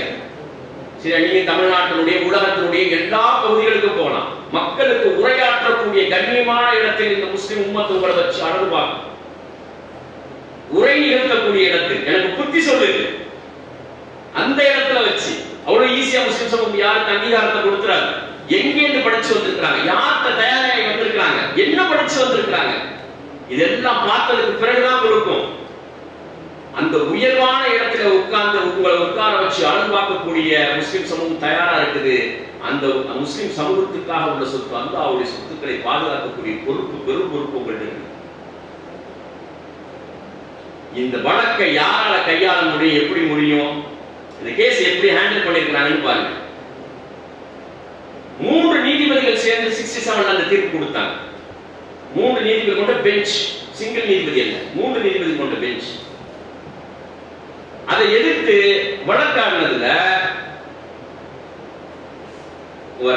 7 நீதிபதிகள் கொண்ட பெஞ்சுக்கு மாற்றப்பட்டுச்சு. பெரிய பெஞ்சுக்கு மாற்றினாங்க 7 நீதிபதிகள். உச்ச நீதிமன்ற தலைமை நீதிபதி தலைமையில் 6 நீதிபதிகள். தலைமை நீதிபதி சந்திரசூட் அவருடைய தலைமையில் வழக்கு நடந்துட்டே வருது. ஏறக்கூடிய 57 வருஷம் 60 வருஷம் ஆகக்கூடிய ஒரு வழக்கு. ரிட்டையர் ஆக போறாரு. ரிட்டையர் ஆக போறதுக்கு முன்னால இந்த வழக்குல தீர்ப்பு சொல்லி ஆகணும். அரசியல் ரீதியா மிகப்பெரிய நெருக்கடிகள் ஏற்படுத்தக்கூடிய ஒரு வழக்கு, சாதாரண வழக்கு. இந்துத்துவ அமைப்புகள் எல்லாம் ஒன்று திரண்டு நிற்குது. அலிகர் முஸ்லிம் யூனிவர்சிட்டி கைப்பற்றணும். 50,000 மாணவர்கள் படித்துக் கொண்டிருக்கிறார்கள். முஸ்லிம் சமூகம் ஆற்றல் பெறுது. அவங்களுக்கு ஆர்ப்பாட்டம் போராட்டம் பண்றவங்களை பத்தி கேரே பண்ண மாட்டான். ஏன் இப்ப ஆர்ப்பாட்டம் பண்ணி ராத்திரி போய் படுத்து தூங்கிடுவான், முடிஞ்சு போச்சு கதை. ஆனா படிக்கிறான், ஆபத்து. ஆராய்ச்சி பண்றான், ஆபத்தானவன். கல்வியில மாற்றத்தை வரணும்னு பேசுறான், ஆபத்தானவன். முஸ்லிம் சமூகத்தை ஆற்றப்படுத்தணும்னு பேசுறான், ஆபத்தானவன். அதனால எல்லாரும் திரண்டு நின்றாங்க. அவங்க சீனியர் லாயர்ஸ் வச்சாங்க. வச்சு எப்படியாவது முனைக்கணும். கவர்மெண்ட் தரப்புல வந்து சொலிசிட்டார் ஜெனரல் இருக்கிறார். ஏன்னா இந்த ஆன்டி முஸ்லிம் கவர்மெண்ட் தான் வழக்கு போட்டுச்சு. சீனியர் கவுன்சில்ஸ் இருக்கிறாங்க எல்லாரும். அதை எதிர்த்து தன்னார்வத்தோடு நின்றது ராஜீவ் தவன், உச்ச நீதிமன்றத்தினுடைய மூத்த நீதிபதி. எங்க படிச்சிருக்காருன்னு பாருங்க. இதுதான் உங்களுக்கான பாயிண்ட். சட்டம் படிக்கிறது பெருசு இல்ல பாவா, சட்டத்தை எங்க படிச்சீங்க அதுதான் ரொம்ப ரொம்ப முக்கியமானது. ராஜீவ் தவன் ரிட்டையர் ஆயிட்டாரு. இவரை பத்தி படிச்சு பாருங்க. பாபர் மஸ்ஜித் வழக்குல தீர்ப்பு வந்தப்போ நீதிபதிக்கு எதிராக பேப்பரை கிழிச்சு வீசினார். அதனால பெரிய அவருக்கு சிக்கல் சட்ட ரீதியான சிக்கல், பிராக்டிஸ் பண்ண முடியாத நிலையெல்லாம் ஏற்பட்டுச்சு. பாபர் மசீத் வழக்கு எடுத்து வாங்கினவர் தான் சீனியர் கவுன்சில் ராஜீவ் தவன். கபில் சிபல் முஸ்லிம் சமூகத்தினுடைய எல்லா வழக்குகளுக்கும் அப்பியர் ஆகக்கூடிய ஒரே ஆள், வேற ஆளே இல்லை. 70 வருஷம் ஆச்சு. 70 வருஷம் ஆச்சு. ஒரு உச்ச நீதிமன்றத்தில் ஒரு டைனமிக் அட்வொகேட் முஸ்லிம் சமூகம் உருவாக்கல. காசு இல்லையா, கோடி கோடியா போட்டு வீடு கட்டுது சமூகம். கல்யாணத்துக்கு அள்ளி போட்டாங்க, சமைச்சு கொண்டு போய் கபர்ஸ்தான்ல புதைக்கிறாங்க, மிஞ்சி போச்சு. ஒரு ஆளை உருவாக்கல இன்னைய வரைக்கும். எல்லா வழக்கும் இவர்தான். பாபர் மசீத் கேஸா இருக்கட்டும், ஹாதியா வழக்கா இருக்கட்டும், முத்தலாக் வழக்கா இருக்கட்டும், மாட்டரசி வழக்கா இருக்கட்டும், எல்லாத்துக்கும் கபில் சிபல். ஹார்வர்ட் யூனிவர்சிட்டி பட்டதாரி, இந்த உலகத்தினுடைய நம்பர் 1 லா யூனிவர்சிட்டி அமெரிக்கால இருக்கக்கூடிய ஹார்வர்ட் யூனிவர்சிட்டி. அவ்வளவு ஈஸியா சீட்டு கிடைச்சிடாது. இந்த உலகத்துல நம்பர் 1. சல்மான் குர்ஷித், முன்னாள் ஜனாதிபதி ஜாகிர் ஹுசைனுடைய மகன் வழி பேரன் சல்மான் குர்ஷித், ஆக்ஸ்போர்ட் யூனிவர்சிட்டி. இந்த 3 வழக்கறிஞர்களும் இந்த வழக்கை வந்துட்டு முன்னெடுத்து வாதாடினாங்க. சரி, இது எப்படி இந்த 3 வழக்கறிஞர்னால இந்த 150 ஆண்டு கால ஒரு நிறுவனத்தை வந்து அதனுடைய ஆதாரங்களை எல்லாம் திரட்டி பண்ணிட முடியுமா? இந்த 3 நீதி வழக்கறிஞர்களுக்கு பின்னால ஒருத்தர் இருந்தார் பாருங்க, ப்ரொஃபசர் ஃபைசால் முஸ்தபா. ஒரு மகத்தான சட்ட அறிஞர். ஹைதராபாத்ல இருக்கக்கூடிய நேஷனல் லா யூனிவர்சிட்டியுடைய வைஸ் சான்சலர், அலிகர் முஸ்லிம் யூனிவர்சிட்டியுடைய மாணவர். 100 சையத் அஹமது கானுடைய போராட்டங்கள் திரட்டப்பட்டு எங்கெல்லாம் நிதி திரட்டினார், எவ்வளவு சிக்கலை சந்திச்சார், அவருடைய விஷன் என்ன, அதன் பின்னால் நடைபெற்றிருக்கக்கூடிய சம்பவங்கள் எல்லாத்தையும் ஆதாரங்களோடு தொகுத்து சீக்வன்ஸ் ஆக்கி நீதிமன்றத்தில் இந்த வழக்கறிஞர்கள் பின்னாலே வழக்கு நடக்கின்ற காலமெல்லாம் அங்கேயே உட்கார்ந்து அவர் பின்னாலே இருந்த ஆதாரங்கள் எல்லாத்தையும் கொடுத்தார். ஒரு மாபெரும் சட்ட போராட்டத்தினுடைய வெளிப்பாடு மறுக்கவே முடியல. 1967 கொடுத்த தீர்ப்பை 7 நீதிபதிகள் கொண்ட பெஞ்ச் மாற்றி அமைச்சிச்சு. உச்ச நீதிமன்ற நீதிபதி 3 பேர் ஆப்போசிட்ல இருக்காங்க. நல்ல கவனிங்க, 7 பேர்ல இந்த பக்கம் 3 பேர் நிக்கிறாங்க, இந்த பக்கம் 3 பேர் நிக்கிறாங்க. அலிகர் முஸ்லிம் யூனிவர்சிட்டி மைனாரிட்டி இன்ஸ்டிடியூஷன் கிடையாது இந்த 3 பேர், இல்ல மைனாரிட்டி இன்ஸ்டிடியூஷன் தான் 3 பேர். இடையில உச்ச நீதிமன்ற நீதிபதி மட்டும் நிக்கிறாங்க. அன்னைக்கு ரிட்டையர் ஆகிறாரு. இன்னைக்கு சாயங்காலம் அவருக்கு ரிட்டையர்மெண்ட் முடிச்சு கதை, காலையில தீர்ப்பு சொல்லணும். எவ்வளவு பெரிய நெருக்கடி இருக்கு பாருங்க. என்ன தீர்ப்பு சொன்னாலும் ஒரு குரூப் இருக்கும், கழிவுகளையும் ஊற்றும். கண்டிப்பா காலம் முழுக்கும் திட்டம். சட்டங்களுக்கு ஆதாரங்களுக்கு மாற்றமா சொன்னா அழியாத கரையா மாறிடும். அவங்க அப்பா ஒரு நீதிபதி சந்திரசூட் சொல்லி, அவருடைய காலத்துல தான் ஷாபான் வழக்கு வந்துச்சு. ஷாபான் வழக்கு என்ன தெரியுமா? 85 நினைக்கிறேன், அந்த பீரியட்ல வந்துச்சு. ஷாபான் ரொம்ப சட்டம் படிக்கக்கூடியவங்க, சிவில் சர்வீஸ் எக்ஸாம் எடுத்து போனவங்க, இதெல்லாம் தான் கேள்விகள் ஆகும். ஷாபான் ஒரு 80 வயது நிறைந்த பெண்மணி, என் கணவர் என்ன விவாகரத்து பண்ணிட்டாரு, எனக்கு ஜீவனாம்சம் வேணும்னு உச்ச நீதிமன்றத்தில் வழக்கு போட்டுச்சு. இவருடைய அப்பா உட்கார்ந்து இருந்தார், சந்திரசூட் அவர் பேரு, இவர் பேரு சந்திரசூட், மகன் பேரு. அப்பா உட்கார்ந்து இருந்தார். அவர் என்ன பண்ணிட்டாரு, இஸ்லாமிய சட்டங்கள் எல்லாம் இதுக்கு பொருந்தாது, இந்த வயதான பெண்மணிக்கு ஜீவனாம்சம் கொடுக்கணும் அப்படின்னு ஷரியத்துக்கு முரணா வந்துட்டு அவர் தீர்ப்பு கொடுத்துட்டார். தனிச்சட்டங்களை மீறி தீர்ப்பு கொடுத்துட்டார். பார்லிமெண்ட்ல இஷ்யூ ஆகுது. இஷ்யூ ஆனவனையும் ஆதரவா ஒரு குரூப், எதிர்ப்பா ஒரு குரூப். இந்த தலாக்ங்கிறது என்னங்கிறத பத்தி ஒரு விரிவான உரை நிகழ்த்த வேண்டிய நெருக்கடி வருது. இது யாருக்கு செய்ய முடியும்? சாதாரணமா படிச்சு பிஏ பிகாம் படிச்சுட்டு வரவங்க, இன்ஜினியரிங் முடிச்சவங்க, மெடிசன் முடிச்சவங்களுக்கு முடியுமா? முடியாது. அப்ப விரிவான உரை நிகழ்த்த வேண்டிய தேவை வரவனையும் அந்த உரையை எழுதி கொடுத்தது யார் தெரியுமா? பேசுறது GM பனாத்வாலா, முஸ்லிம் லீக்கினுடைய மகத்தான தலைவர். 13 மணி நேரம் பேசினார் சட்டமன்றத்தில். இரவு 1 மணி வரைக்கும் பேசினார். பாயிண்ட் 1 by 1 திருமணம்னா என்ன, ஆண் எப்படி படைக்கப்பட்டிருக்கார், பெண் எப்படி படைக்கப்பட்டிருக்கார், திருமணங்கிறது என்ன, வாரிசுகள் எப்படி, ஒரு சொத்துக்கள் எப்படி பங்கீடு செய்யப்படும், இது எல்லாத்தையும் தலாக்கு எப்படி செய்யணும், இது எல்லாத்தையும் ஒரு ஸ்கூல் ஆஃப் தாட்ல ஷாஃபி மதுஹப்ல எப்படி சொல்லப்பட்டிருக்கு, ஹனஃபி மதுஹப்ல எப்படி சொல்லப்பட்டிருக்கு, ஹம்பலி மதுஹப்ல எப்படி, மாலிகி மதுஹப்ல எப்படி சொல்லப்பட்டிருக்கு, உலக நாடுகளில் வேற வேறு நாடுகள் இஸ்லாமிய நாடுகளில் என்னென்ன சட்டத்திட்டங்கள்லாம் சொல்லப்பட்டிருக்கு எல்லாத்தையும் எடுத்து பேசுறாரு. இது எல்லாத்தையும் தொகுத்து கொடுத்தது யார்? கேள்விப்பட்டிருக்கீங்க யாருன்னு? நீங்க எல்லாம் பெருமை அடையணும். தமிழகத்தை சேர்ந்த ஒரு ஆளும் பெருமகளா இதை ரெடி பண்ணி கொடுத்தது. ஈரோட்டில் இருக்கக்கூடிய தாவூதியா மதரசா இருக்கு இல்லையா, அதனுடைய முதல்வராக இருந்த உமர் ஃபாரூக் தாவூதியா மதரசா தான் ரெடி பண்ணி கொடுத்தது. நீங்க எல்லா வேலைகளையும் பெருமையா பேசுறதுக்கு உண்டான அடையாளம். 13 மணி நேரம் பேசினார். உச்ச நீதிமன்றத்தினுடைய தீர்ப்பை மாற்றி பார்லிமெண்ட்ல புது சட்டம் ஏற்றினாங்க. உச்ச நீதிமன்ற தீர்ப்பையை பலவீனப்படுத்தினாங்க. இவங்களுடைய ஆக்கமும் ஜிஎம் பனாத்வாலாவுடைய பேச்சும். அதனால இவ்வளவு பெரிய எதுக்கு சொல்றேன்னா, பாரம்பரியமாக தலைமை நீதிபதி வகித்த இவருடைய மகன் ஒரு மிகச்சிறந்த அட்வொகேட். அதனால கரை படிச்சிடும். கடைசி நாள் 4 மணிக்கு முடிஞ்சிடும். 10 மணிக்கு உட்கார்ந்து இருக்காரு. இந்த பக்கம் 3, இந்த பக்கம் இது 3 எதிர்ப்பு, இது 3 ஆதரவு, நடுவில் உட்கார்ந்து இருக்காரு. ஆதாரங்கள் எல்லாம் வைக்கப்பட்டிருக்கு. கரெக்டா என்ன எவிடன்ஸோ எவிடன்ஸ் சொல்லிட்டாரு. அலிகர் முஸ்லிம் university is a minority university. நீங்க 1920ல இம்பீரியல் கவர்மெண்ட் அந்த யூனிவர்சிட்டியா மாத்திருச்சு, ஃபண்ட் கொடுத்துச்சுங்கிறதுக்காண்டி அது உருவாக்கத்துல இருக்கக்கூடிய உண்மைகளை மறுக்க முடியாது அப்படின்னு சொல்லி தீர்ப்பளிச்சார். அவரை விளாசி எடுத்துட்டாங்க. ஆனா நிம்மதியா போயிட்டாரு. அந்த ஒரே நாள்ல அதுக்கு முதல் நாள் இன்னொரு தீர்ப்பு கொடுத்தாரு. யூபியில இருக்கக்கூடிய மதரசாக்கள் எல்லாத்தையும் கூட மதரசா போர்டை கலெக்டர் யூபி கவர்மெண்ட் முடிவு பண்ணி அலகாபாத் உயர் நீதிமன்றம் அது சரின்னு சொல்லிடுச்சு.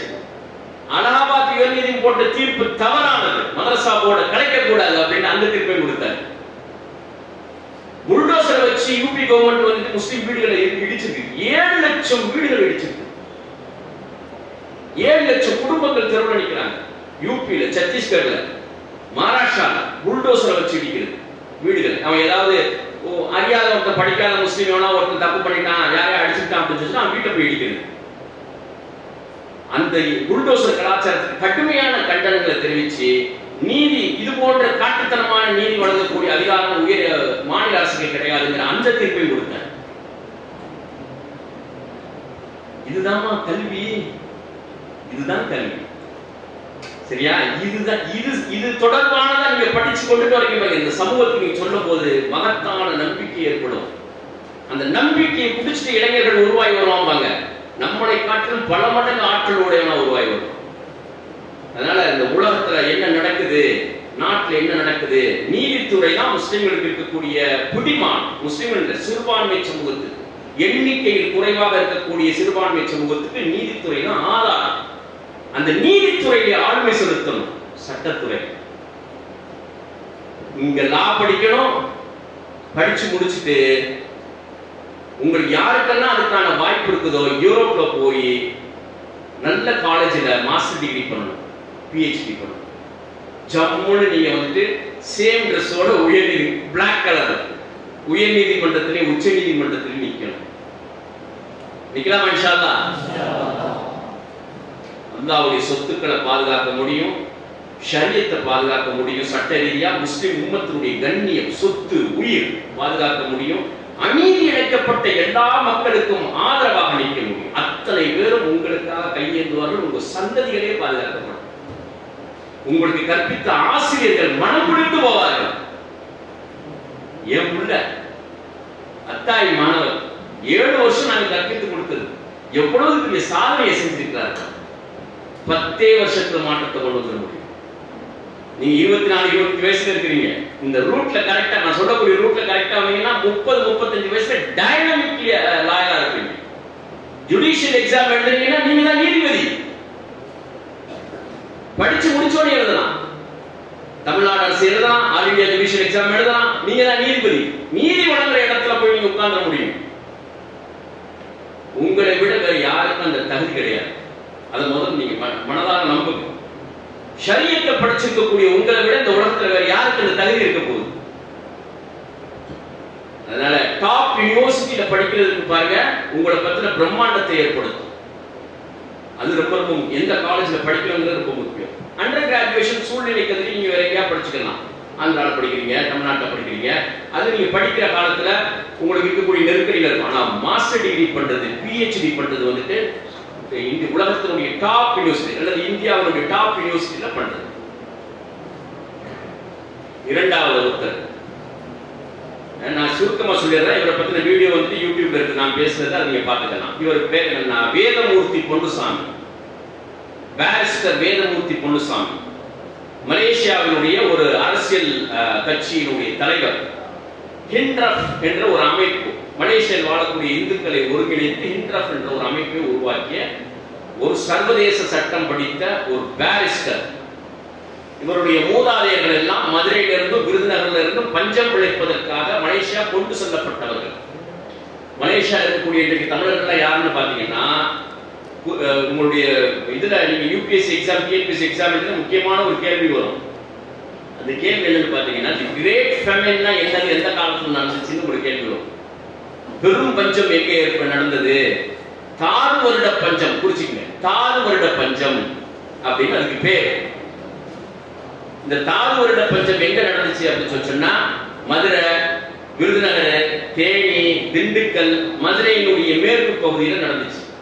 எப்ப 1886 இருந்து 88 வருஷம், 88 வரைக்குமான 2 வருஷம் கொடூரமான பஞ்சம். அந்த பஞ்ச காலத்துல மக்கள் எல்லாம் வந்து எப்படின்னா, அந்த பஞ்ச காலத்தை பத்தி பதிவு செஞ்சிருக்காங்க பாருங்க. பெத்த தாய் தன் பிள்ளையை சுட்டு தின்னாங்க, அப்படிப்பட்ட பஞ்சகாலம். அதனால பிரிட்டிஷ் கவர்மெண்ட்டுக்கு பெரிய நெருக்கடி ஏற்பட்டோம். நீங்க என்ன பண்ணாங்க, நீங்க எல்லாம் வாங்க மலேசியாவுக்கு. அந்த நேரம் தான் தமிழர்கள் வந்துட்டு எல்லா இந்திய பெருங்கடல்ல இருக்கக்கூடிய தீவுகளுக்கெல்லாம் கொண்டு போய் தள்ளி விட்டுச்சு பிரிட்டிஷ் கவர்மெண்ட். இங்க பெரிய தொல்லையா இருக்குது, விவசாயம் பொத்து போச்சு, மழை இல்லை, விவசாயம் பொத்து போயிடுச்சு, விவசாயம் பண்றதுக்கு வழி இல்லாம போச்சு, சோத்துக்கு வழி இல்லை. அதனால எல்லாத்தையும் அங்கங்க கொண்டு போய் போட்டாங்க. அதுல ஒரு கப்பலா நாகப்பட்டினம் துறைமுகத்திலிருந்து இது என்னது கடவுர் துறைமுகத்தில் இருந்தும் மலேசியாவுக்கு கொண்டு போய் போட்டு, மலேசியா காடுகளை எல்லாம் அடிச்சு ரப்பர் தோட்டம் போடுங்க, ஒருவேளை கஞ்சி ஊத்துறோம் அப்படின்னு சொல்லி கப்பலா ஆகிட்டு போனாங்க. அப்போ போனவங்க தான் இப்ப இருக்கக்கூடிய மலேசிய தமிழர். ராமநாதபுரம் மாவட்டத்தில் எத்தனை பேர் இருக்கீங்க? ரைட், ராமநாதபுரம் மாவட்டம். இன்னைக்கு ராமநாதபுரம் மாவட்டத்தில் இருக்கக்கூடிய முஸ்லிம்கள் பெருவாரியா மலேசியாவில் இருக்காங்க பாருங்க. அவங்களும் அந்த காலத்துல போனவங்க தான். இந்த மக்களோட சேர்ந்து அவங்களும் போனாங்க. இந்த விவசாய குடிகள் எல்லாம் காடுகள்ல வேலை செஞ்சிச்சு, காட்டு அழிச்சு ரப்பர் தோட்டம் போட்டுச்சு. அவங்களுக்கு சோறாக்கி கொடுத்து பிசினஸ் பண்ணக்கூடிய வேலையை வந்து ராமநாதபுரம் மாவட்ட முஸ்லிம்கள் செஞ்சாங்க. சரி, அதனாலதான் இன்னைய வரைக்கும் அங்க ஹோட்டல்ஸ் நிறைய இருக்குது பாருங்க. அப்ப ஆரம்பிச்சது ராமநாதபுரம். நீங்க ராமநாட்டுல இருந்து ராமேஸ்வரம் போற பகுதியில கீழே இந்த பக்கம் அந்த பக்கம் ஊர்கள் இருக்கு. புதுமடம், பெரியப்பட்டினம், அனாங்குளம், பணக்குளம், இந்த ஊர்கள் எல்லாமே வந்து மலேசியால இருக்கிறதுக்கு காரணம் என்னன்னா, அப்ப போனவங்க அப்ப சோறாக்குற தொழில் செஞ்சாங்க. அந்த சோத்துக்கு ஒரு பேர் இருக்குது. என்ன பேரு? மலேசியால ஒரு ஃபேமஸான ஃபுட் இருக்குது. மலேசியால வச்சிருக்கக்கூடிய முஸ்லிம் கடைகள் எல்லாத்தையும் மாமா கடைன்னு சொல்லுவாங்க. சரியா? எல்லாம் வந்துட்டு ராமநாதபுரம் மாவட்ட முஸ்லிம்கள் தான் ஜாஸ்தி. ராமநாதபுரம், சிவகங்கை, கூத்தாநல்லூர் இந்த ஏரியா மக்கள் அங்க ஜாஸ்தி. எல்லாம் ஹோட்டல் தொழில் தான். இந்த ஹோட்டல் தொழில் எங்க ஆரம்பிச்சிட்டோம்னா, காடுகள்ல இந்த தமிழர்களுக்கு உணவு செஞ்சு கொடுத்து சோறாக்கி கொடுத்தது, அதெல்லாம் வந்து ஆரம்பிச்சிச்சு.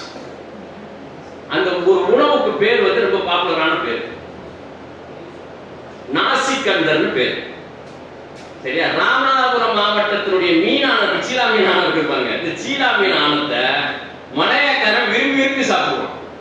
இந்த மக்கள் கொண்டு போய் அங்க அறிமுகப்படுத்தி விட்டுருந்தான். நல்ல சீலா மீனை மிளகாய் வச்சு அரைச்சி அப்படியே ரத்த கணக்கா இருக்கும். சரி, அதை சோத்துல எடுத்து ஊத்தி கொடுப்பாங்க. நாசிகந்தர்னா என்னன்னா, இவங்க எப்படி வியாபாரம் பண்ணான்னு பாத்தீங்கன்னா, இந்த காவடி இருக்குமாங்க, தோல்ல வச்சு காவடி தீர்ப்பாங்க. ஒரு பக்கம் பின்பக்கம் வந்து சோத்து போனாலும் முன்பக்கம் ஆணம் இருக்கும். சோத்துல ஆணை தள்ளி ஒரு மீனை எடுத்து வச்சு கொடுப்பாங்க. நாசி கந்தர்னா என்னன்னா, நாசி தான் சோறு, கந்தர்னா காவடி, காவடி சோறுன்னு அதுக்கு பேரு. இன்னைய வரைக்கும் வந்துட்டு நீங்க மலேசியாக்கு எங்க போனாலும் சரி, நாசிகந்தர் ஸ்பெஷல் உணவா வந்து அது பார்க்கப்படுது. ரைட், அதெல்லாம் இருக்கட்டும். என்ன பிரச்சனை அப்படின்னு சொன்னா, இந்த தமிழர்கள் அங்க போய் குடியேறினாங்க பாருங்க. அவங்க வந்துட்டு அவங்களுடைய குலதெய்வங்களை எடுத்துட்டு போய் அங்க வச்சு முருகன் கோயிலை நிறைய கட்டினாங்க, மாரியம்மன் கோயிலை கட்டினாங்க. அவங்களுடைய குலதெய்வங்களை எடுத்துட்டு போய் அங்க கட்டினாங்க. 1957 நாடு குடியரசு ஆகும். மலேசியா வந்துட்டு இந்தியா 47, மலேசியா 57. பிரிட்டிஷ்காரன் அதுக்கும் வந்து விடுதலை கொடுத்துட்டு அவன் சுதந்திரம் கொடுத்துட்டு கிளம்பிட்டான்.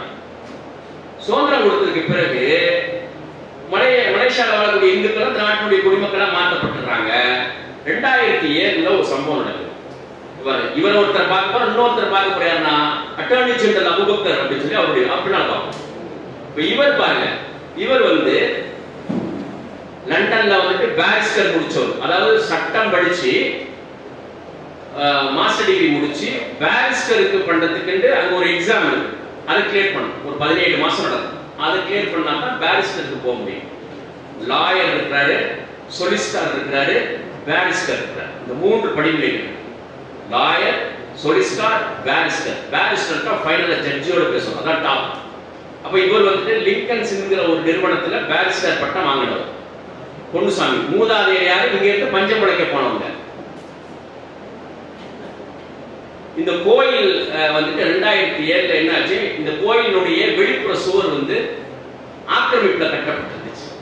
கோலாலம்பூர் கவர்மெண்ட் என்ன பண்ணுச்சு, ஆக்கிரமிப்புல இருக்கக்கூடிய எல்லா கட்டிடங்களையும் இடிக்கணும், ரோட விஸ்தீரணம் பண்ண போறோம்னு சொல்லி இடிச்சுட்டு வரும்போது இந்த கோயிலுடைய வெளிப்புற சுவரையும் இடிச்சிட்டாங்க. பள்ளிவாசலையும் இடிச்சாங்க, சர்ச்சையும் இடிச்சாங்க, பொத்த இதையும் விஹாரையும் இடிச்சாங்க, இதையும் இடிச்சாங்க. அங்கெல்லாம் பிரச்சனை வரல. இங்க இடிச்ச உடனேயும் கோயிலை இடிச்சு விட்டாங்க அப்படின்னு பிரச்சனை ஆகி மலேசியாவில் இருக்கக்கூடிய இந்துக்கள் எல்லாத்தையும் ஒன்னா திரட்டி பெரும் போராட்டம் கோலாலம்பூர்ல 2006-7 நடக்குது. உங்களுக்கு இதுல ஏதாவது டவுட்ஸ் இருந்துச்சு அப்படின்னா நோட் சைட்ல நோட் பண்ணி வச்சுக்கோங்க. இன்ஷா அல்லாஹ் வாய்ப்பு இருக்கும், நேரம் இருந்துச்சுன்னா அந்த உரையினுடைய இறுதியில வந்துட்டு நம்ம அதை முடிஞ்ச வரை கிளியர் பண்றோம். 30 இந்து அமைப்புகள் ஒன்று கூடி அந்த போராட்டத்தை முன்னெடுக்குது. அப்போ ஒரு அமைப்பை உருவாக்குறாங்க. அந்த அமைப்பு தான் இந்திராஃப்ங்கிற அமைப்பு. அந்த அமைப்பை உருவாக்குனது யாருன்னு பாருங்க. Barrister Vethamoorthy, advocate Manoharan, advocate Udayakumar, advocate Vasanthakumar, advocate Ganapathi Rao, எல்லாமே லாயர்ஸ், சட்டம் படித்தவர்கள். அதுல ஒருத்தர் பேரிஸ்டர், அவர் லீட் பண்றாரு. இவங்க எல்லாம் சேர்ந்து இந்த அமைப்பு இந்திராஃப்ட் அமைப்பை உருவாக்கி போராட்டத்தை விஸ்தீரம் பண்ணாங்க. அரசுக்கு போய் முறையிட்டாங்க. அரசு சொல்லிடுச்சு, ஆக்கிரமிப்புல இருக்கிற அனுமதி பெற்று இருக்கக்கூடிய இடத்தை கை வைக்க, ஆக்கிரமிப்புல இருக்கிற இடத்துல இடிச்சிருக்கிறோம், விஸ்தீரணம் பண்றது. பள்ளிவாசல் இடிக்கப்பட்டு, கோயில் இடிக்கப்பட்டு, இது சர்ச் இடிக்கப்பட்டு, அது மாதிரி பள்ளிவாசல். இவங்க ஒத்துக்கல, எங்கள் உரிமைகள் எல்லாம் போயிடுச்சு, உரிமைகள் மீறப்பட்டது அப்படின்னு சொல்லி என்ன பண்ணாங்க தெரியுமா? அது வரைக்கும் மலேசியாவை கையில வச்சிருந்தது யாரு? British government. 1957 தான் குடியரசு கொடுத்துச்சு. இந்த இவ்வளவு சிக்கலுக்கு காரணம் பிரிட்டிஷ் ராணி தான் அப்படின்னு முடிவு பண்ணி லண்டனுக்கு போய் மலேசிய கவர்மெண்ட்டுக்கு எதிராக, குயின் எலிசபெத்துக்கு எதிராக, ராணிக்கு எதிராக லண்டன் கோர்ட் ஆஃப் ஜஸ்டிஸ் இருக்குது, royal court of justice London இருக்கு. அந்த நீதிமன்றத்துல ஒரு சூட் ஃபைல் பண்றாரு. ராணியை எதிர்த்து, மலேசிய அரசை எதிர்த்து, எங்களை உரிமைகள் இல்லாம, எங்க உரிமைகள் எல்லாம் போச்சு, எங்க வழிபாட்டு தலங்கள் எல்லாம் இடிக்கப்படுது, எங்களுக்கு வாழ்வாதாரமே இல்ல, வாழ முடியல, இதுக்கு எல்லாத்துக்கும் காரணம் ராணி தான். எங்களை அப்படியே விட்டுட்டு போனது, அங்கிருந்து கொண்டுட்டு வந்து, இந்தியாவில இருந்து கொண்டுட்டு வந்து எங்களை அப்படியே விட்டுட்டு போயிடுச்சு. அதுக்கு கிட்டத்தட்ட 100 கோடி ரூபாய், 200 கோடி டாலர் பவுண்ட்ஸோ ராணி வந்து எங்களுக்கு அபராதம் கட்டணும் அப்படின்னு சொல்லி ராணிக்கு எதிராக வழக்கு போட்டார். எப்போ வழக்கு போட்டார் தெரியுமா? 1957 நாடு விடுதலை அடைஞ்சு மலேசியா. 2007 50வது பொன்விழா ஆண்டு வருது. பொன்விழா ஆண்டை கொண்டாட போறாங்க. 2 நாள் பாக்கி இருக்குது. இந்த 2 நாளைக்கு முன்னால போய் லண்டன்ல அந்த சூட்டை ஃபைட் பண்ணிட்டு வெளியில வந்து இன்டர்நேஷனல் மீடியா எல்லாத்தையும் கூப்பிட்டு வச்சு அடிச்சாரு பாருங்க. மலேசிய அரசுக்கு எதிராக சர்வதேச நீதிமன்றத்தில், அதாவது லண்டன் நீதிமன்றத்தில் வழக்கு தொடுக்கப்பட்டிருக்குன்னு சொல்லி இந்த பொன்விழா ஆண்டு கொண்டாட்டம் எல்லாம் பிசுபிசுத்து போச்சு. மலேசிய அரசுக்கு மிகப்பெரிய அசிங்கமா போயிடுச்சு. ராயல் கோர்ட் ஆஃப் ஜஸ்டிஸ்ல போட்டது. அப்துல்லா பதாவிங்கிறவர் தான் அன்னைக்கு பிரதமரா இருந்தார். பெரிய தலைமுடிவாயிடுச்சு மலேசிய அரசாங்கம். அந்த வழக்கு தொடர்ந்து நடந்து ராயல் கோர்ட் ஆஃப் ஜஸ்டிஸ் என்ன பண்ணுச்சு, எங்களுடைய ஜுடிஷியரிக்குள்ள இது வராது, எங்களுடைய கட்டுப்பாட்டுக்குள்ள இது வராதுன்னு சொல்லி சர்வதேச நீதிமன்றத்துக்கு மாற்றி விட்டுச்சு. நெதர்லாந்து இருக்கு, தி ஹேக்ங்கிற நகரத்தில் இருக்குது இன்டர்நேஷனல் கோர்ட் ஆஃப் ஜஸ்டிஸ், ஐசிஜேன்னு சொல்லுவாங்க. அங்க இருக்குது. அங்க இப்போ கேஸ் வந்து அங்க இருக்கு. இவர் கொஞ்சம் கொஞ்சமா வந்து ஒரு போராட்டம் என்ன பண்ணுச்சு, இவர் ஒரு மகத்தான தலைவராக மாத்திருச்சு. மாத்தி பின்னால மலேசிய அரசாங்கத்தில் அமைச்சரானார். இன்னைக்கு ஹிண்ட்ராப்ங்கிற அமைப்பை வந்துட்டு பெரிய அளவுக்கு நடத்திக்கிட்டு இருக்கிறார். ஒரு சர்வதேச சட்டம் படித்த ஒரு பாரிஸ்டர் ஒரு நாட்டையே முடக்கியிருக்கிறார். இதெல்லாம் தான் நமக்கான அடையாளம். உங்கள்ட்ட யாருக்கு அதுக்கான வாய்ப்புகள், பொருளாதார வாய்ப்புகள், அறிவாற்றல் எல்லாம் எல்லாத்துக்கும் ஒரே மாதிரி இருக்காது. ஏற்ற இறக்கங்கள் இருக்கும். அந்த வாய்ப்புகளை ரிசோர்ஸை சரியா பயன்படுத்தணும். அதுக்கு என்னென்னலாம் வழிமுறைக்கிறதுக்கான முன்னுதாரணங்கள் தான் இதெல்லாம். மூன்றாவது பாருங்க, பாரிஸ்டர் அபூபக்கர் தம்பூது காம்பியான்னு சொல்லக்கூடிய ஒரு இஸ்லாமிய நாட்டினுடைய அட்டர்னி ஜெனரல், ஆப்பிரிக்கன் கண்ட்ரியினுடைய அட்டர்னி ஜெனரலா இருந்தார். உங்களுக்கு எல்லாம் தெரியும். இவர் எங்க படிச்சாருன்னு பாத்தீங்கன்னா யூகேல படிச்ச சோயஸ் சொல்லுவாங்க. சரி, school of oriental and African studies இருக்குது, பெரிய நிறுவனம். அதுல வந்துட்டு லா முடிச்சுட்டு பொன்னுசாமி, அவரு வேதமூர்த்தி பொன்னுசாமி எங்க பாரிஸ்டர் பட்டம் வாங்கினாரோ அங்கேயே தான் இவரும் பட்டம் வாங்கினார். ஒரு மொழி 2 மொழி படிக்கிறதுக்கே நம்ம பசங்களுக்கு அவ்வளவு சிரமமா இருக்கு, கஷ்டமா இருக்குது. இவர் எத்தனை மொழி, கிட்டத்தட்ட ஒரு 6 மொழிகளில் திறன் பெற்றவர். எழுத தெரியும், பேச தெரியும், 6 மொழிகளில். இதுதான் ஆற்றலை வளர்த்துக் கொள்வது. சும்மா டிகிரி வாங்கி வச்சுட்டல, ரிசோர்ஸ். நான் தான் எனக்கு இது இந்த மொழியும் தெரியும், இந்த மொழியும் தெரியும், இந்த மொழியும் தெரியும். 6 மொழிகளில் திறன் பெற்றவர். உங்களுக்கு எல்லாம் தெரியும், இந்த ரோஹிங்கியா இஷ்யூ வந்துச்சு. ரோஹிங்கியா ஜெனோசைடுன்னு சொல்லி ரோஹிங்கியா முஸ்லிம்கள் துரத்தி அடிக்கப்பட்டாங்க. இது எந்த இடம்னு பாத்தீங்கன்னா பங்களாதேஷில இருந்து, அதுவும் இந்தியாவோட இருந்த இடம் தான். 71ல 47ல பிரிஞ்சு 71ல பிரிஞ்சது தான். அந்த கடலோரத்துல, பர்மாவுடைய கடலோரத்தில் இருந்தவர்கள் தான் ரோஹிங்கியா முஸ்லிம்கள். பர்மா அரசு என்ன பண்ணுச்சு, அவங்களை அடிச்சு விரட்டிடுச்சு. அந்த இடத்துல நிறைய வந்துட்டு ரிசோர்ஸ் இருக்கு, பெட்ரோல் கேஸ் இருக்கிறதுனால இவங்களை வெளியேற்றினா தான் பண்ண முடியும். அந்த மக்கள் எங்க போறதுன்னு தெரியாம தெரு தெருவாழ்ந்து கடல் வழியை பயணம் செஞ்சு நூற்றுக்கணக்கான மக்கள் இறந்து போய் தீவுகளில் போய் குடியிருந்து சிக்கி சீரழிச்சிட்டாங்க. 80-85ல சவுதி அரசாங்கம் என்ன பண்ணுச்சு, ரோஹிங்கியா மக்கள் ஒரு 3000 பேருக்கு 5000 பேருக்கோ குடியுரிமை கொடுத்து மக்காக்கு அந்த பக்கம் தெற்க வந்துட்டு ஒரு இடத்தை ஒதுக்கி கொடுத்து அங்க குடியமர்த்தினாங்க. அதுல இருந்து இப்ப வந்தவங்க நல்லா படிச்சு பெரிய பெரிய ஸ்காலர்ஸ் எல்லாம் உருவாகி வந்துட்டாங்க. சரியா, இப்படி எல்லா இடமும் பரவலா போனதுனால அந்த மக்கள், அந்த ரோஹிங்கியா முஸ்லிம்ஸ் எல்லாத்தையும் படுகொலை அழிப்பு, ஜெனோசைட், இன அழிப்பு, இனத்தையே கபலீகரம் செய்யுது. அந்த வேலையை செஞ்சிச்சு ரோஹிங்கியா கவர்மெண்ட், அதாவது பர்மா கவர்மெண்ட். சொந்த நிலத்திலிருந்து விரட்டி அடிக்கப்பட்டார்கள். எல்லாத்தையும் விட்டுட்டு அகதிகளாக ஒரு நேரத்தில் செல்வ செழிப்போடு வாழ்ந்த மக்கள். எந்த அளவுக்கு அப்படின்னா, துருக்கி உதுமானிய கிலாஃபத் கலீஃபாக்கு வந்து நிதி உதவி செய்தவர்கள் இந்த ரோஹிங்கியா முஸ்லிம்கள். அந்த அளவுக்கு வெளுத்தா இருந்தவங்க துரத்தப்பட்டாங்க அரசியல் காரணங்களால்.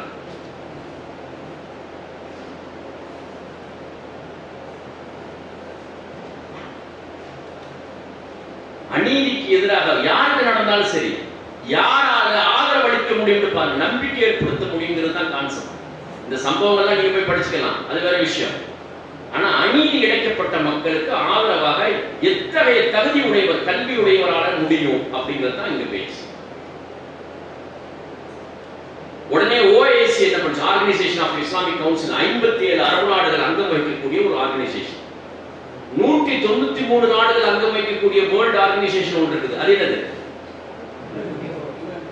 UN, ஐக்கிய நாடுகள் சபை இருக்கு. 57 அரபு நாடுகள் அங்கம் வகிக்கக்கூடிய ஒரு அவை வந்துட்டு OIC, organisation of Islamic cooperation council. இது கூடி என்ன பண்ணாங்க, இந்த ஜெனோசைட சர்வதேச நீதிமன்றத்துக்கு கொண்டுட்டு போகணும்னு சொல்லி முடிவு பண்ணி, அது யார் தகுதியான ஆண்டு பார்த்தாங்க, அபூபக்கர் தேர்வு செஞ்சாங்க. இன்டர்நேஷனல் லா முடிச்ச ஒரு பாரிஸ்டர், ஃபைட்டிங் ஸ்பிரிட் இருக்குது, ஹியூமன் ரைட்ஸ் ஃபைட்டர், போராடக்கூடிய திறன் இருக்குது, அறிவாற்றல் இருக்குது. அவரை தேர்வு செஞ்சாங்க அபூபக்கர் திமுக. இன்டர்நேஷனல் கோர்ட்ல போயிட்டு சூட் ஃபைட் பண்ணாரு. வேற வழியே இல்லை. இன்டர்நேஷனல் கோர்ட் ஆஃப் ஜஸ்டிஸ்ல ஒரு நீதிபதிகள் சம்மன் அனுப்பிச்சு விட்டாங்க. யாருக்கு? ஆங் சாங் சூயிக்கு. கொண்டு வந்து கோர்ட்ல நிறுத்திட்டாரு. பதில் சொல்லுது. நம்ம உட்கார்ந்துட்டு இங்க ஊர்ல என்ன பண்ண, ஆர்ப்பாட்டம் போராட்டம் பண்ணிட்டு அதோட கதையை முடிச்சு விட்டுட்டாங்க.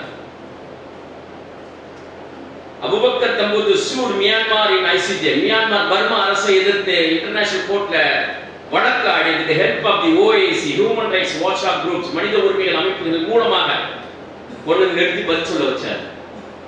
கடுமையான கண்டனம் தெரிவிக்கப்பட்டுச்சு. அந்த அம்மா வந்து பதில் சொல்லிச்சு, இது வந்து அரசாங்கம் செஞ்சதல்ல, இந்த பௌத்த இனக்குழுக்களும் வெறி பிடித்தவர்களும் சில பேர் சேர்ந்து செஞ்சது, ராணுவம் செய் அப்படின்ட்டு சமாதானம் சொல்லிச்சாரு. ஆனா கொண்டு வந்து நிறுத்தி பதில் சொல்ல வச்சாரு பாருங்க.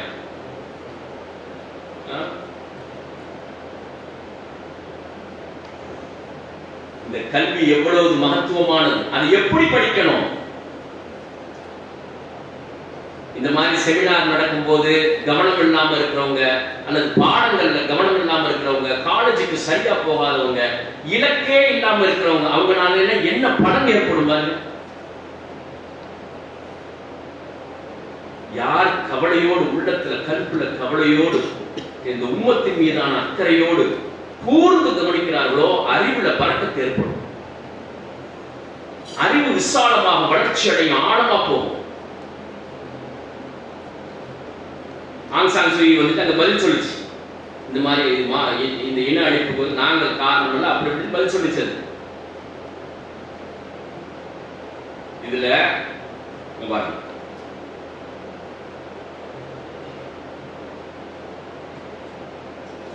மூணு விஷயங்கள் சொல்லியிருக்கிறேன். அந்த மாதிரி இருக்கிறது ஒரு 30 விஷயங்கள் இருக்குதுல்ல. இது யாரால முடியும்? யாரால முடியும்? லா படிக்கிறவனால மட்டும் இது சாதிக்க முடியாது. ஷரியத்தை படித்து லா படிக்கிறாங்க பாருங்க, அவங்களாலதான் ஆழமா நிக்க முடியும், உறுதியா நிக்க முடியும். யார்கிட்டையும் போய் கருத்துக்களுக்காக போய் கை நீட்டணும்னு அவசியம் இல்லை. ஷரியத்தை படித்து சட்டத்தை படித்து, உலக சட்டத்தை, ஷரியத்தை கொண்டு உலக சட்டத்தை சீர்திருத்தம் செய்யக்கூடியவர்கள். இப்ப நீங்க இந்திய சட்டங்கள்ல சில சட்டங்கள்ல நீதி இல்லாம இருக்கும், சட்டங்கள்லயே நீதி இல்லாம இருக்குது. அது நீதி உடையதா யாரால மாற்ற முடியும்? சோர்ஸ் ஆஃப் லா எங்க இருக்குது? மூலாதாரம், சட்டத்தினுடைய மூலாதாரம் குர்ஆன் சுன்னால இருந்து தான் எடுக்க முடியும், இமாம்களுடைய ஆக்கங்கள்ல இருந்து தான் எடுக்க முடியும். அதுல இருந்து எடுக்கக்கூடிய அறிவுத்திறன் யாருக்கு இருக்கும்? ஷரியத்தை படிச்சவங்களுக்கு தான் இருக்கு. சாதாரண லா படிச்சுட்டு வரவங்களுக்கு அந்த திறன் இருக்காது.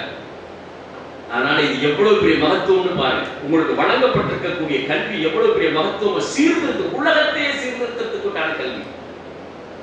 ஒரு சட்டம் அநீதி இழைச்சுக்கிட்டே இருக்குதுன்னு வச்சுக்கோங்க, அது நீதி உடையதை மாற்றி அமைச்சுங்கன்னா அநீதி இழைக்கப்பட்ட மக்களுக்கு நீதி கிடைச்சு.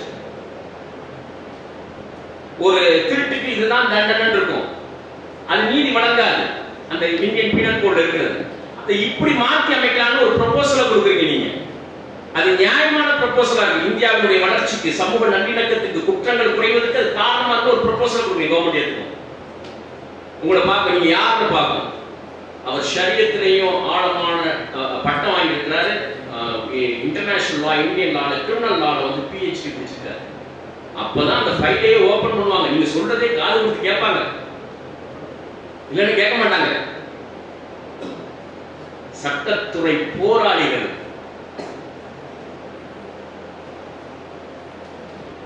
எல்லாம் எங்க படிச்சிருக்காங்கன்னு பார்த்துங்க. உங்களுக்கு யாருக்கெல்லாம் அந்த வாய்ப்பு கிடைக்குதோ அந்த வாய்ப்பை நீங்க சரியா பயன்படுத்தணும் அப்படிங்கிறது தான் என்னுடைய நோக்கம். இல்ல பெஸ்ட் ஸ்டூடெண்டா இருக்கிறீங்க, மாஸ்டர் டிகிரி பண்ணணும், லா முடிச்சுட்டு வழி இல்ல பாபா என்ன பண்றது?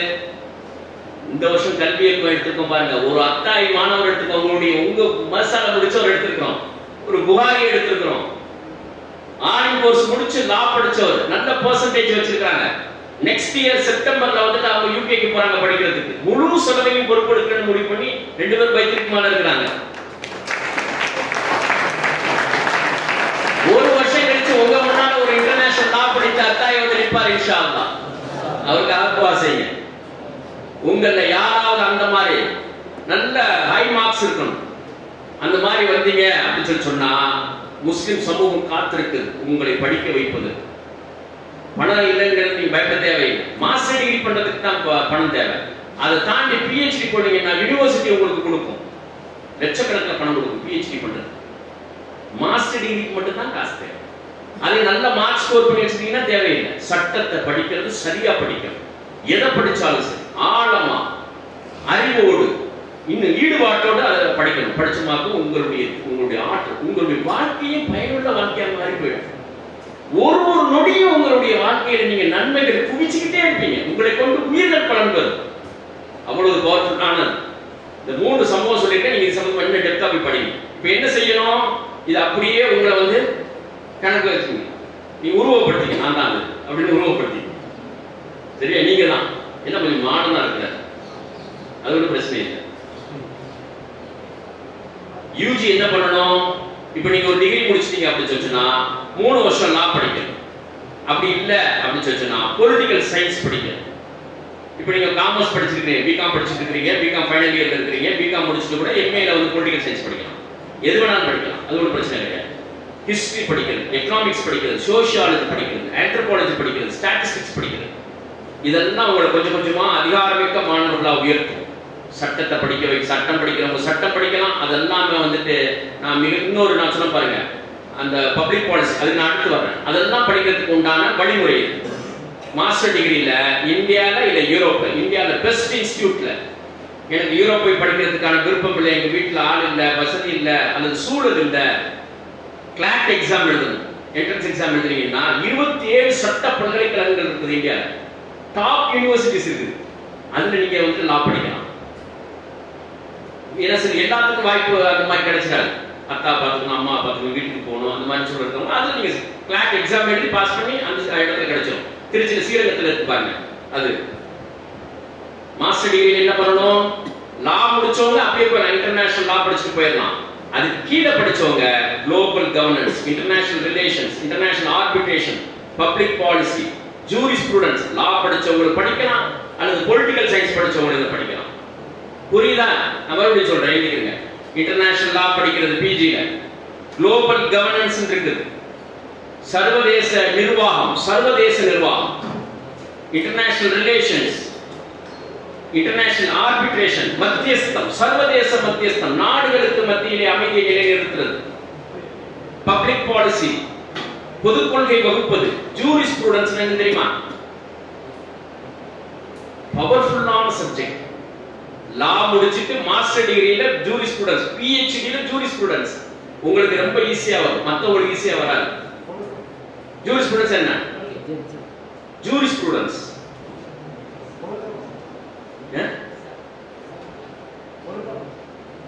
இல்ல, ஜூரிஸ்ப்ரூடன்ஸ்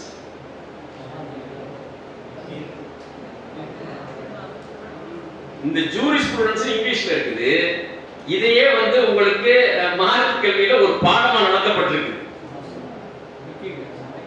என்ன சொன்னீங்க? உசூலுல் ஃபிக்ஹ்.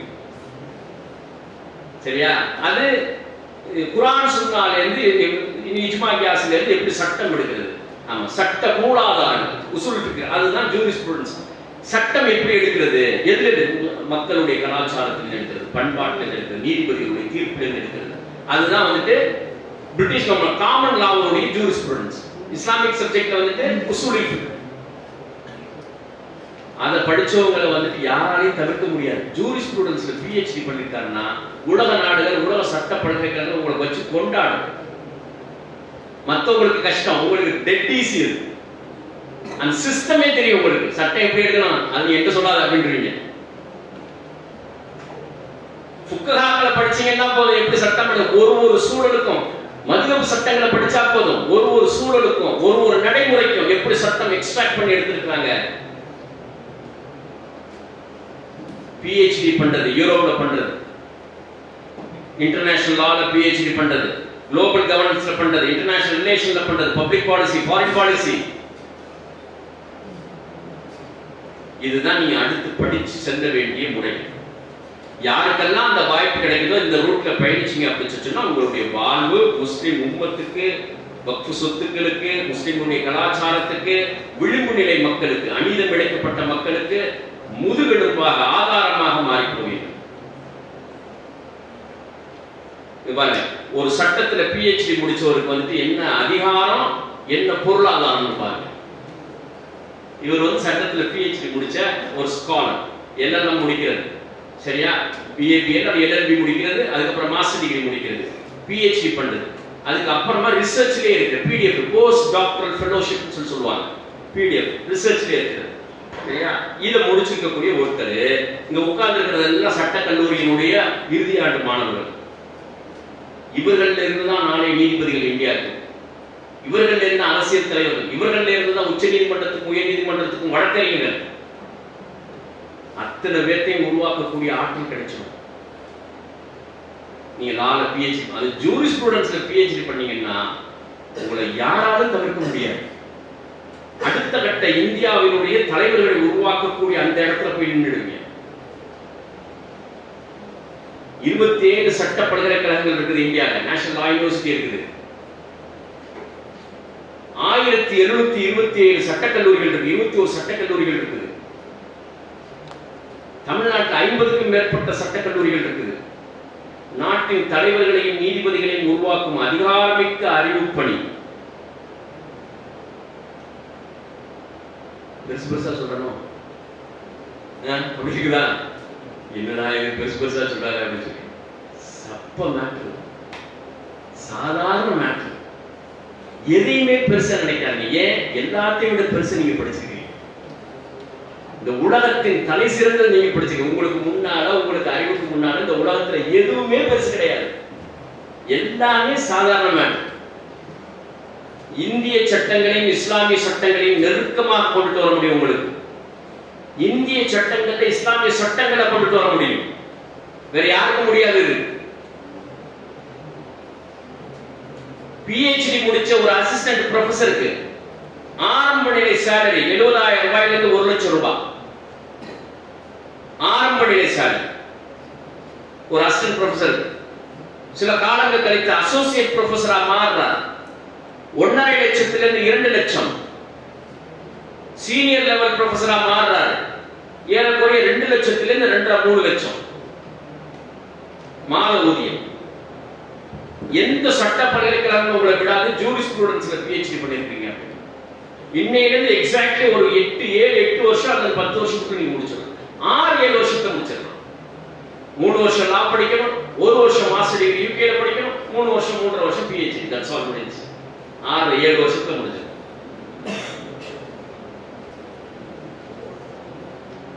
அடுத்தது இதுலயே பப்ளிக் பாலிசி. நேரம் குறைவா இருக்கு, வேகமா போயிடும். Public policy. இந்த பப்ளிக் பாலிசியில பப்ளிக் பாலிசி என்னன்னா, இந்த உலகத்துல வந்துட்டு மிகப்பெரிய டாப் ரிசர்ச் இன்ஸ்டிடியூட் எதுன்னு பாருங்க. இந்த ரிசர்ச் இன்ஸ்டிடியூட் தான் இன்னைக்கு இருக்கக்கூடிய உலகத்தின் மிகப்பெரிய நாடுகளுக்கும் அரசுகளுக்கும் ஆலோசனை கொடுக்கக்கூடிய, கொள்கை வகுக்கக்கூடிய, திட்டங்களை கொடுக்கக்கூடிய இன்ஸ்டிடியூஷன். என்ன? ப்ரூக்கிங்ஸ் இருக்குது. இவங்க தான் ஐக்கிய நாடுகள் சபையை உருவாக்குனது, இவங்க தான் வேர்ல்ட் பேங்க் உருவாக்குனது, இவங்க தான் IMF உருவாக்குனது, இவங்க தான் NATO உருவாக்குனது. 1920 104 வருஷம் ஆச்சு ப்ரூக்கிங்ஸ் உருவாகி. இதுல இருக்கு உலகம் முழுக்க ப்ரூக்கிங்ஸ் இருக்குது, இந்தியால இருக்குது. இவங்களுடைய பாலிசிஸ் தான் இந்தியன் கவர்மெண்ட்டுடைய பாலிசி. இவங்களுடைய பாலிசிஸ் தான் இந்தியன் கவர்மெண்ட்டுடைய பட்ஜெட்ல வந்து இடம் பெறும். யாருக்கு எவ்வளவு நிதி ஒதுக்குறதுன்றது தான் இவங்க தான் முடிவு பண்ணுவாங்க. ஆமா, அமைச்சர்கள் அப்படி கண்ணுக்கால் நிற்பாங்க, பின்னால இருந்து இயங்கக்கூடியவர்கள். அதே மாதிரி சத்தாம் ஹவுஸ் சொல்லி யூகேல இருக்குது, ரேண்ட் கார்பரேஷன் பெல்ஜியத்தில் இருக்குது, French institute of international relation ஜெர்மனில, சுவிட்சர்லாந்துல, இந்தியால பாருங்க அப்சர்வர் ரிசர்ச் ஃபவுண்டேஷன், ரிலையன்ஸ் கம்பெனியினுடைய ஒரு ரிசர்ச் இன்ஸ்டிடியூட். எந்த நிறுவனங்களும் R&D இல்லாமல் இருக்காது. That is research and development institute இல்லாம இயங்காது. National institute of university of சிங்கப்பூர்ல இருக்கிறது, centre for public policy research. உலகத்தை ஆளக்கூடியவர்கள். ஆனா அந்த உலகத்தை ஆளக்கூடியவர்களுக்கு பின்னால் இருக்கக்கூடியவர்கள். இந்தியால பாருங்க, இந்தியாவினுடைய education policy, health, economy, energy, defence, agriculture, finance, manufacturing, science and technology, judiciary, trade, taxation, foreign affairs, rural development, எல்லா பாலிசி டிசைன் பண்றது இவங்க தான். மேல இருக்கக்கூடிய அந்த நிறுவனங்களுக்கு பாருங்க, ரிசர்ச் ஆர்கனைசேஷன் இன் இந்தியா, இவங்க தான் டிசைன். இதுதான் பப்ளிக் பாலிசின்னு சொல்றது. அப்படியே உலகத்துல பாருங்க, மோஸ்ட் பவர்ஃபுல் இன்டர்நேஷனல் ஆர்கனைசேஷன், உலகத்திலேயே அதிகாரமிக்க நிறுவனங்கள் எது? இதான். இந்த உலகம் இயங்குறது இவங்களை வச்சுதான். இவங்களை தாண்டி இந்த உலகத்துல எதுவுமே இயங்காது. அதுல நம்பர் 1ல இருக்கிறது united nation, OIC, European union, organisation of economic cooperation development சொல்லக்கூடிய ஒரு அமைப்பு. யூஎன் பாருங்க, 193 மெம்பர் கண்ட்ரிஸ், நாடுகள் அங்கம் வகிக்கக்கூடியது. இரண்டாம் உலக போருக்கு பிறகு கட்டமைக்கப்பட்ட நிறுவனம். அதனுடைய 40 என்டைட்டிஸ் இருக்குது, துணை நிறுவனங்கள் இருக்குது, ஐக்கிய நாடுகள் சபையினுடைய துணை நிறுவனங்கள் இருக்குது. இந்த 40 நிறுவனங்களை இயக்கக்கூடியவர்கள் அந்த பப்ளிக் பாலிசி படிச்சவங்க, ரிசர்ச் இன்ஸ்டிடியூட் தான். இதெல்லாம் நீங்க குறிப்பிட்டு நீங்க உங்களுடைய பயணங்கள், வாழ்க்கை பயணங்களை இன்டெப்தா படிக்க அதுவே உங்களுக்கு ரூட் போட்டு காட்டும். ஒரு சிந்தனைக்காக தான் இதை உங்களுக்கு நான் சொல்றேன். பாருங்க, ஐக்கிய நாடுகள் சபையில் நீங்க வந்து பொலிட்டிக்கல் சயின்ஸ்ல PhD பண்ணிருக்கீங்க, லால PhD பண்ணிருக்கீங்க, ஸ்டாட்டிஸ்டிக்ஸ்ல PhD பண்ணிருக்கீங்க, ஆந்த்ரோபாலஜில PhD பண்ணிருக்கீங்கன்னா பே ஸ்கேல் எவ்வளவு? ஐக்கிய நாடுகள் சபையில் ஆயிரக்கணக்கான ஸ்காலர்ஸ் இருக்கிறாங்க. Even professional staff entry level, PhD முடிச்சு என்ட்ரி லெவல்ல போறதா இருந்துச்சுன்னா 2.5 லட்சம் ரூபாயில இருந்து 6.5 லட்சம் ரூபாய் வரைக்கும் உங்களுக்கு மாத ஊதியம், போக்குவரத்துக்கான பயண டிக்கெட், ஃபேமிலி விசா. அலிகர் முஸ்லிம் யூனிவர்சிட்டியில படித்த நிறைய மாணவர்கள் அங்க இருக்கிறாங்க.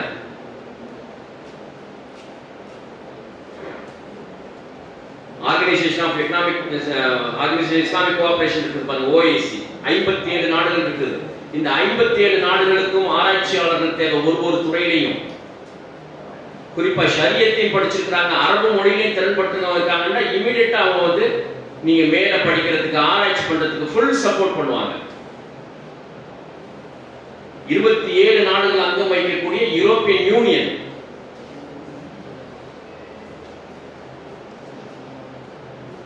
World Economic Forum, Organization of Economic Cooperation and Development, Asian countries, Medicines Without Doctors Without Borders ஒரு அமைப்பு இருக்கு. 50,000 பேர் வேலை செய்யக்கூடிய ஒரு NGO அமெரிக்கால இருக்கு. World Trade Organization, உலகத்துல பொருளாதார வர்த்தகம் எப்படி நடக்குதுங்கிற முடிவு பண்றது இவங்கதான்.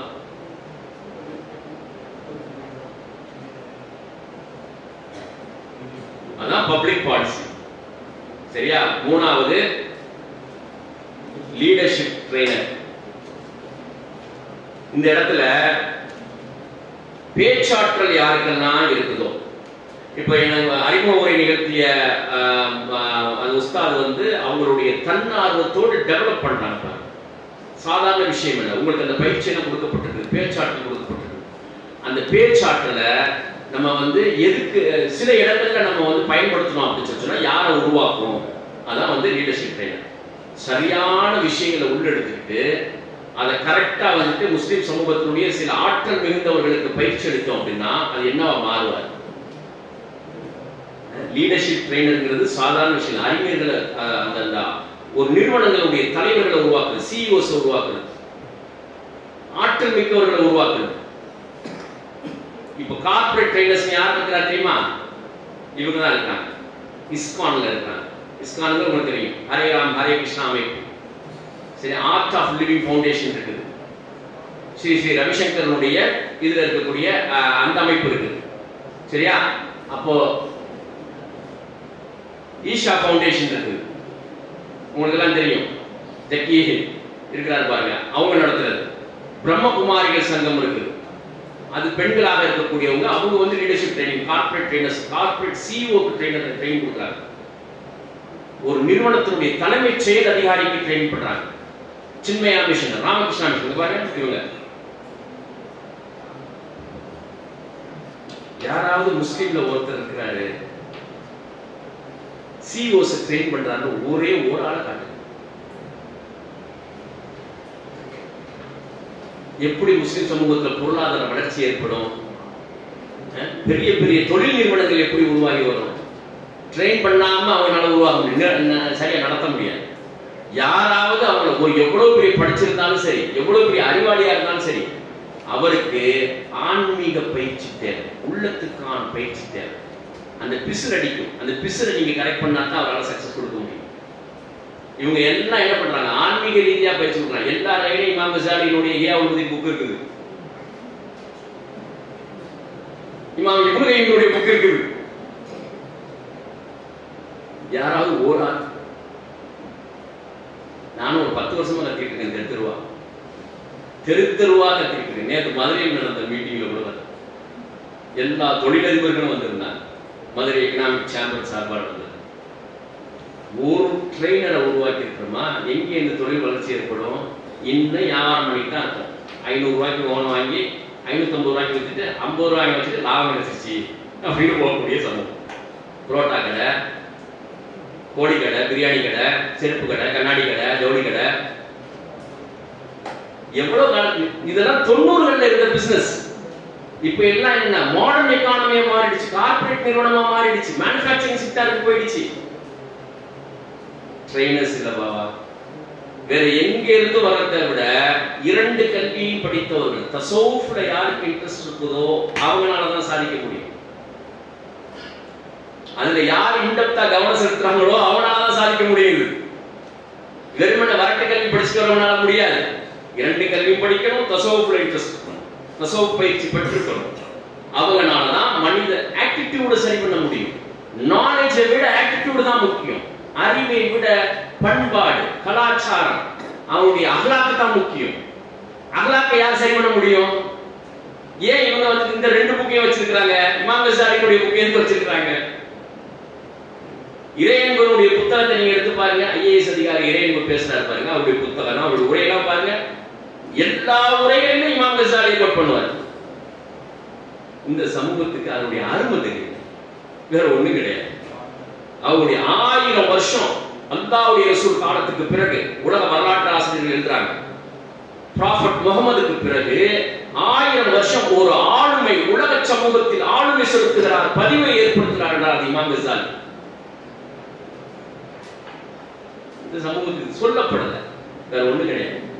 அதனால நமக்கு வந்துட்டு நீங்க உங்களுக்கு அருமையான வாய்ப்பு அப்படி உருவாகி வந்தீங்கன்னா உங்களால பல கார்பரேட் நிறுவனங்கள் உருவாகும். முஸ்லிம் சமூகத்துல ஏழ்மையில் இருந்து சமூகம் விடுவிக்கப்படும், பொருளாதார ஆற்றல் பெருகும்.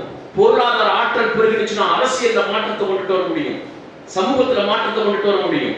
கேரளா முஸ்லிம்கள் தான் டிசைட் பண்றாங்க எந்த கட்சி ஆட்சிக்கு வந்தாலும் சரி. யார் வேட்பாளர் முடிவு பண்றது யாருன்னா கல்ஃப்ல இருக்கக்கூடிய கேரளா முஸ்லிம்கள் முடிவு பண்றாங்க. அது கம்யூனிஸ்ட் கட்சியா இருக்கட்டும், காங்கிரஸ் கட்சியா இருக்கட்டும். ஏன்? பொருளாதார வலிமை.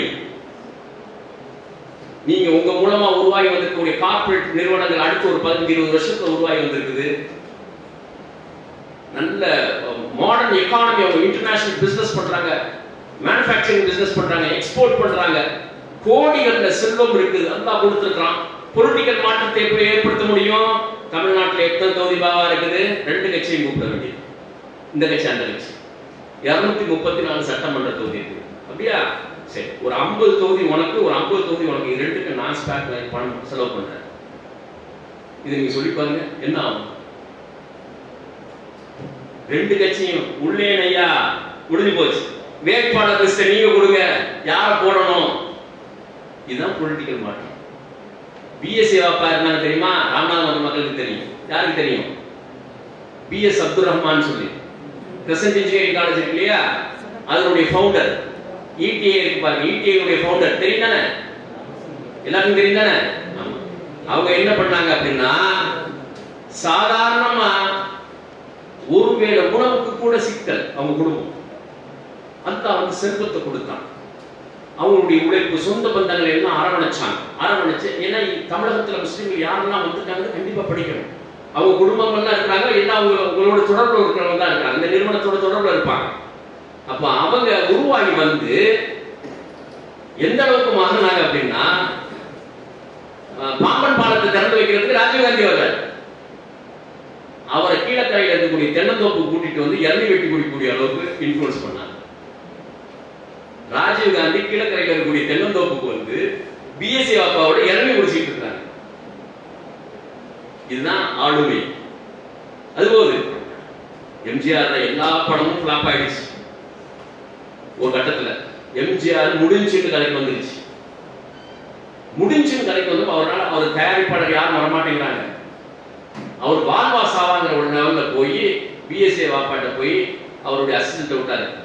அவரை ஃபண்ட் பண்ண சொல்லுங்க, நான் ஒரு படம் எடுக்கணும், எனக்கு எல்லா படமும் ஃபிளாப் ஆயிடுச்சு அப்படின்னு சொன்ன உடனேயும் துணிச்சு எம்ஜிஆர் மேல நம்பிக்கை வச்சு முதலீடு செஞ்சு அவங்க ஒரு படத்தை எடுத்தாங்க. படம் எடுக்கிறது கூடுமா கூடாதுன்னு அப்புறம் வைங்க, இன்ஃப்ளூயன்ஸ் என்னங்கிறது மட்டுமே கவனிங்க.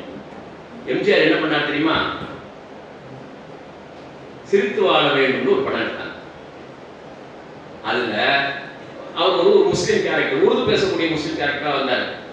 அதனால சில சிக்கலை ஏற்படுத்திட்டாரு. நம்பருக்கு இம்பருக்குங்கிற வார்த்தையெல்லாம் பழக்கத்துல விட்டாங்க. முஸ்லீம்னா இப்படி தான் தமிழ் பேசுவோம் அப்படிங்கிற மாதிரி ஆகி போச்சுன்னு வச்சுங்க. அது இருக்கட்டும். அந்த படத்துல வாலி ஒரு பாட்டு எழுதினாரு. அந்த பாட்டு தான் ஒன்றே செய்வான் நன்றே செய்வான் அவனே அப்துல் ரஹ்மான். அழியாத சுவட பதிவாயிருக்கு பாருங்க. பிஎஸ்ஏ பாப்பாவுடைய இன்ஃப்ளூயன்ஸ் பாருங்க. அந்த மாதிரி பொலிட்டிக்கல் இன்ஃப்ளூயன்ஸ் பண்ண முடியும், சோஷியல் இன்ஃப்ளூயன்ஸ் பண்ண முடியும். மணி மேக்ஸ் மெனி திங்ஸ் பாருங்க. பொருளாதாரம் என்பது ஒரு ஆற்றல், பணம் என்பது ஆயுதம். பணம் என்பது செல்வம் அல்ல, இட்ஸ் அன் வெப்பன், ஆயுதம். எப்படி வேணாலும் பயன்படுத்தலாம். அதுல முஸ்லிம் சமூகம் பின்னுக்கு வந்துருச்சு. 1990s முதன்மை சமூகம், தொழில் சமூகம். இன்னைக்கு 3வது 4வது இடத்துக்கு வந்துருச்சு. இந்த நிலையை எப்படி மாற்றி அமைப்பீங்க? ட்ரைனர்ஸ் வேணும். ஆனா எத்தனை மணிக்கு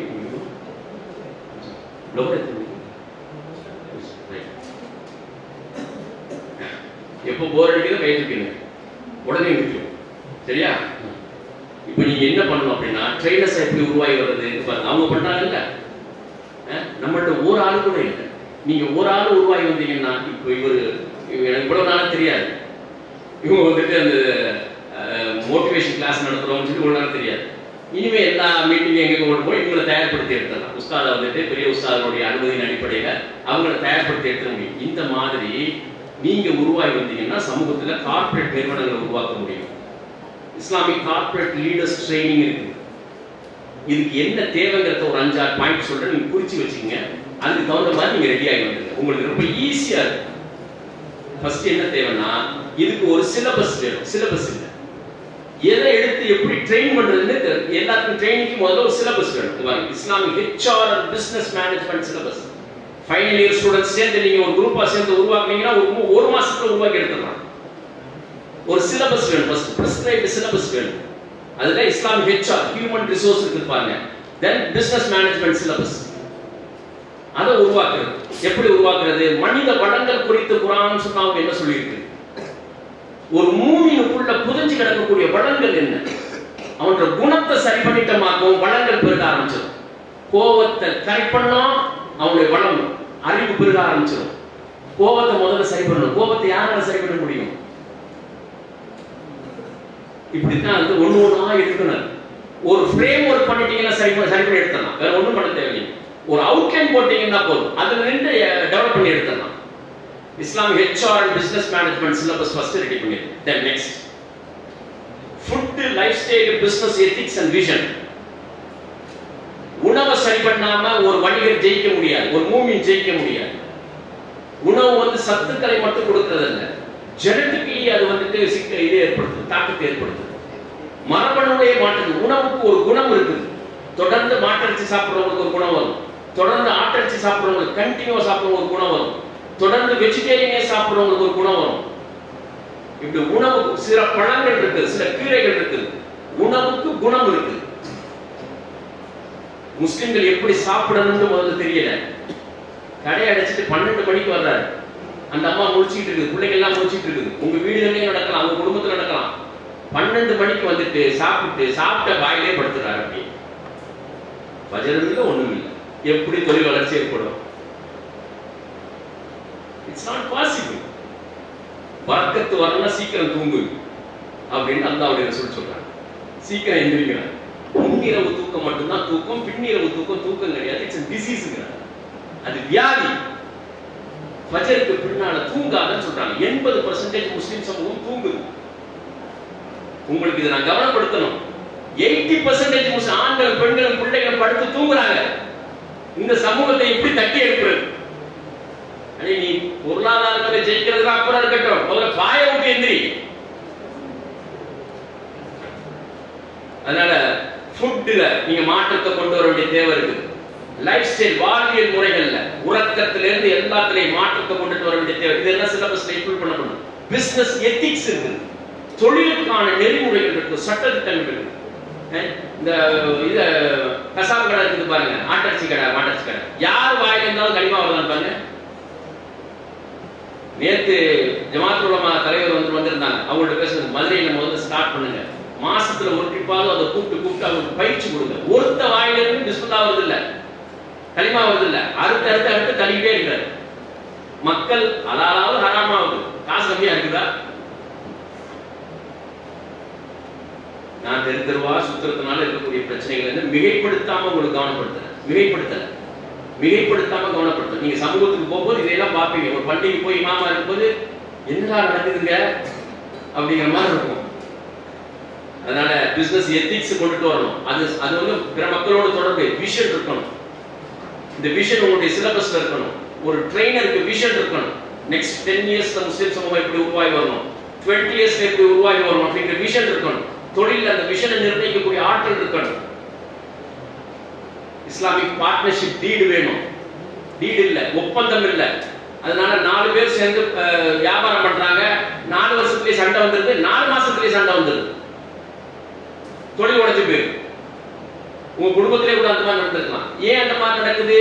ஃபர்ஸ்ட் பாயிண்ட் ஆன்மீக பயிற்சி இல்ல, செகண்ட் பாயிண்ட் டீடு இல்ல, ஒப்பந்தம் இல்ல, எழுத்துப்பூர்வமாக எழுதப்பட்ட ஒப்பந்தம் இல்ல. ஒரு வருஷத்துக்கு ஒரு ட்ரிப் தான் கணக்கு பார்க்கணும், லாபத்துல எத்தனை பர்சன்டேஜ் தொழில் வளர்ச்சிக்கான முதலீடு செய்யணும், இதெல்லாம் எழுத்துப்பூர்வமா பண்ணணும். இல்லையே எப்படி சமூகத்துல வளர்ச்சி அடையும்? அப்ப ட்ரெயினரா இருக்கிறவங்களுக்கு ஃபர்ஸ்ட் என்ன தேவைன்னா இஸ்லாமிக் பார்ட்னர்ஷிப் டீட், இஸ்லாமிக் பினான்ஸ்ல ஆழ்ந்த புரிதலை ஏற்படுத்தணும். பிகாம் ஸ்டூடெண்ட் ஈஸியா படிச்சுக்கலாம். இஸ்லாமிய நிதியியல் துறை இருக்குது பாருங்க, இஸ்லாமிக் ஷேர்ஸ் இருக்குது, இஸ்லாமிக் பேங்கிங் இருக்குது. உலகம் முழுவதும் இன்றைக்கு ஏறக்குறைய 85 நாடுகள்ல மிகப்பெரிய வளர்ச்சி அடைந்து கொண்டிருக்கக்கூடிய ஒரு சிஸ்டம் இஸ்லாமிக் பேங்கிங் சிஸ்டம். அது பத்தின புரிதல் இருக்கணும். எவ்வளவு தேவை இருக்கு பாருங்க, உழைப்பதற்கு சமூகத்துக்கு செய்வதற்கு எவ்வளவு பெரிய வேலை இருக்கு பாருங்க. லீகல் அண்ட் ஆடிட்டிங் டீம், ஒரு ட்ரெயினர் இது எல்லாத்தையும் தெரிஞ்சு வச்சிருக்கணும்.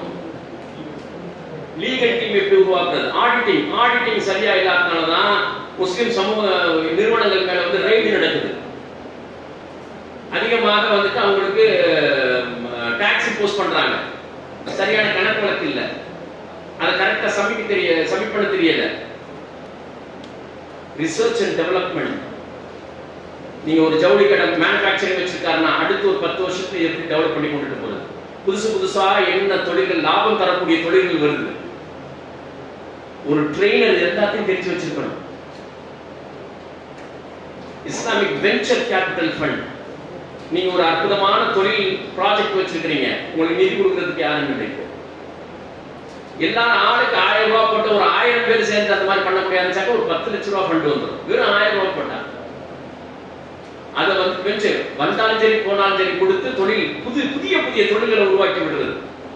எல்லா சமூகத்திலும் இருக்கு. நாடார் சமூகத்துல போங்க இருக்குது, கவுண்டர் சமூகத்துல போங்க இருக்குது, முஸ்லிம்கள்ல இல்லை.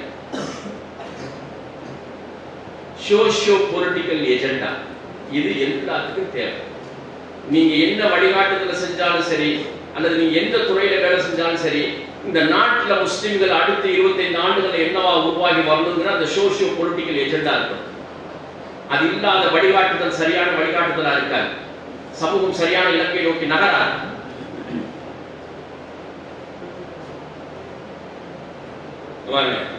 கார்ப்பரேட் ட்ரெயினரா நீங்க உருவாக்கி வந்தீங்க, இந்த மாதிரி ட்ரெயின் பண்ணீங்க, 6 மாதங்கள்ல லீடிங் பிசினஸ் மேன உருவாக்கி எடுத்துட முடியும். அங்க முஸ்லிம் தொழில் நிறுவனங்கள் உருவாக்குறத பார்க்க முடியும். அவங்களுக்கு ஆலோசனை சொன்னா இன்டர்நேஷனல்ல அவங்க பிசினஸ் பண்ணக்கூடிய எண்ணிக்கை அதிகரிக்கும். செல்வம், வெல்த் டெவலப்மெண்ட், செல்வம் பெருகும், வறுமையை ஒழிக்கலாம், ஆயிரக்கணக்கான பள்ளிவாசல்களை கட்டத்துக்கு உண்டான நிதி வரும், கல்வி நிறுவனங்கள் கட்டத்துக்கு உண்டான நிதி வரும். இதையெல்லாம் பிரம்மாண்டமா மாற்றி வச்சிடலாம். ஜக்காத் கொடுக்கக்கூடியவர்களுடைய திறனை ஜாஸ்தி பண்றது. ஜக்காத் எப்படி கொடுக்கறதுக்கு நிறைய பேர் பேசுறாங்க. கொடுக்கிறவங்களுடைய ஆற்றல், திறன், செல்வத்தை பெருக்கிறது. ஒரு எக்ஸலண்டான ஆடிட்டோரியம் கட்டிடலாம். அந்த மாதிரி. ஆனா தொழில்நுட்பம் தெரிஞ்சவங்க இருக்காங்க, நல்ல வியாபாரம் செஞ்சவங்க செய்யக்கூடியவங்க இருக்காங்க. அவங்களுக்கு ஆன்மீக பயிற்சி அளிக்கணும், சட்டத்திட்டங்களை சொல்லிக் கொடுக்கணும். இந்த ட்ரெயினர் இல்லை. ஃபைனலா சமூகத்தினுடைய மாணவர்களுக்கு நீங்க என்ன சொல்லணும்? 15, 16, 17 வயசு சொன்ன பாருங்க. இது எல்லாம் இது வரைக்கும் சொன்னதெல்லாம் உங்களுக்கு. இனிமே வந்து சமூகத்தினுடைய மாணவர்களுக்கு, உங்க வீட்டில் வளரக்கூடிய பிள்ளைகள், உங்க வயசுக்கு கீழே உள்ளவங்களுக்கு சோஷியல் கிளாசிபிகேஷன், சமூகத்தினுடைய நிலை என்ன தெரியுமா? 20% அப்பர் கிளாஸா இருக்காங்க, அப்பர் மிடில் கிளாஸா இருக்காங்க, 70% லோவர் மிடில் கிளாஸா இருக்காங்க. சரியா? மத்திய வர்க்கம் தான் அதனுடைய மேல் மத்திய வர்க்கம், கீழ் மத்திய வர்க்கம். ஏழ்மை முஸ்லிம் சமூகத்துல கிடையாது, வறுமை கிடையாது. ஏழ்மை இருக்குது, வறுமை கிடையாது. சோத்துக்கு வழி இல்லாதவங்க முஸ்லிம்கள் எங்கேயுமே கிடையாது. அல்லாஹ் பாதுகாத்தான். பணம் கூடுதல் குறைச்சிடும், ஏழ்மை இருக்கு. அதுல 20% upper middle class, elite sector சொல்ற பெரும் தனவந்தர்கள் 1% அவ்வளவுதான். இப்போ நீங்க என்ன பண்ணணும் அப்படின்னா, பொருளாதார நஷ்டம் பாருங்க. இந்த லோவர் மிடில் கிளாஸ், இப்போ நீங்க இருக்கிற மேக்ஸிமம் லோவர் மிடில் கிளாஸ் தான். இந்த lower middle class upper middle class உயர்த்தணும். இதுதான் உங்களுக்கு இவ்வளவு நேரம் நான் சொன்னது. நீங்க முதல்ல ஆற்றல் பெறுவீங்க, உங்க கையில செல்வம் பெறுவோம், உங்களை கொண்டு பலர் வந்து உருவாகி வருவாங்க. ட்ரெயினரை நீங்க மாறினீங்கன்னா இந்த லோவர் மிடில் கிளாஸ்ல இருந்து அப்பர் மிடில் கிளாஸ் மாறும். முஸ்லிம் சமூகத்துல குடிசைகள் எங்கே இருக்காது, வட்டிக்கு போறவங்க எங்கே இருக்க மாட்டாங்க. இந்த இது செட்டா உருவம் ஜாஸ்தி ஆனிச்சுன்னா, விழிப்புணர்வு பெருங்குச்சுன்னா பல வகையான மாற்றங்கள் ஏற்படும். முஸ்லிம் சமூகத்தை ஆன்மீகத்தை பயிற்றுவிச்சு தமிழக முஸ்லிம்களின் சமூக பொருளாதார வாழ்வியல் நிலையை உயர்த்துவதுதான் நமது இலக்கு. அதுக்காக தான் 25 வருஷமா தெருவா போராடிட்டு இருக்கோம். பொருளாதார மாற்றம், நிறைய மாற்றம், அந்த அறிவு ரீதியாக பொருளாதார மாற்றம் வரணும். வெறுமனை காசு வந்துருச்சுன்னா சிக்கல் வந்துடும் சமூகத்துல. சரியா? படிக்காம காசு வந்து ஆபத்தானது. படித்தவர்களிடம் காசு வருது பாருங்க, அது சரியானது. படித்தவர்களிடம் பணம் வந்து அந்த பணமும் உள்ளத்துல ஈரம் இருக்கவன் பாருங்க, சமூகம் பெரிய புரட்சி இருக்கும். அது வந்து அவருடைய அருள். முஸ்லிம் பாருங்க, ஒரு தலைமுறை இப்படி இருந்துச்சு, இன்னைக்கு பெருவாரியா கொஞ்சம் மாறி இப்படி வந்திருக்குது. நெக்ஸ்ட் ஜெனரேஷன் இப்படி வந்திருக்குது. சரியா? முதல் இதுதான் வந்து இன்னைக்கு இதுதான் மளிகை கடை, கோடை கடை, பிரியாணி கடை, கைத்து கடை, இதுதான் நம்மளுடைய தொழில். அதோட அடுத்த ஜெனரேஷன் இப்படி படிச்சு கொஞ்சம் வந்திருக்கு. இப்ப மூன்றாவது ஜெனரேஷன் என்னவா மாத்தணும், யாரும் உங்கள்கிட்ட வந்து கேட்டா நீங்க கிளியரா சொல்லணுன்றதுக்காண்டி தான் அந்த கிளாஸ். என்ன செய்யணும்? அடுத்த தலைமுறைய உங்க மகளால இருக்கக்கூடிய பசங்க என்னவா உருவாகி வரணும், கிளியரா சொல்லணும். இப்படி மாறும். அவங்க சட்ட வல்லுநர்களாக உருவாகணும், சயின்ஸ் அண்ட் டெக்னாலஜியில் ரிசர்ச் ஸ்காலர்ஸ் உருவாகி வரணும். இந்த 4 அடையாளம் சொல்ற பாருங்க. That's all. இதுதான் வந்து ஆமா சயின்ஸ்ல யாருக்கெல்லாம் இன்ட்ரெஸ்ட் இருக்குதோ, உங்க குடும்பத்துல உங்க மகளால நீங்க சந்திக்கக்கூடிய மக்கள் சயின்ஸ்ல இருக்கிறவங்க ரிசர்ச் வரைக்கும் போகணும். ஒரு டிகிரியோட நிறுத்திடாத. ஆராய்ச்சி கல்வி, ஆராய்ச்சி. எதுல நான் ஆராய்ச்சி செய்யறது? அல்லாஹ் ரப்பல் ஆலமீன் அல் குர்ஆன்ல எதையெல்லாம் ஆராய்ச்சி செய்ய சொல்லியிருக்கானோ அதுல ஆராய்ச்சி முடிஞ்சு போச்சு. மோஸ்ட்லி பயாலஜி, உயிரியல்ல தான் அந்த ஆராய்ச்சி செய்ய சொல்லியிருக்கான். பிறகு வானம், பூமி, கடல், இது எல்லாத்தையும் ஸ்பேஸ் சயின்ஸ் படி, மைக்ரோபயாலஜி படி, பயோடெக்னாலஜி படி, இல்லை இந்த மாதிரி அவங்கள பயோகெமிஸ்ட்ரி படி, இந்த மாதிரி வந்து அவங்கள டெவலப் பண்ணுது. இரண்டாவது சட்டம் படி, பப்ளிக். நீங்க எதை படிக்கிறீங்களோ அதை படிக்க சொல்லுங்க. பெண்களை என்னவாக்குறது? பெண்களை கல்வியாளர்களாக உயர்த்துவது. ரொம்ப எச்சரிக்கை தேவை.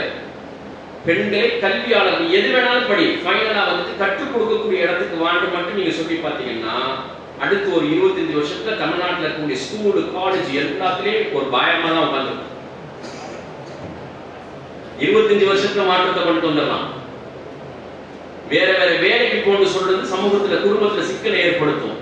இதை பெண்கள் மத்தியில சொல்ல முடியாது, வெளிப்படையாகவும் சொல்ல முடியாது, சண்டைக்கு வந்துருவாங்க.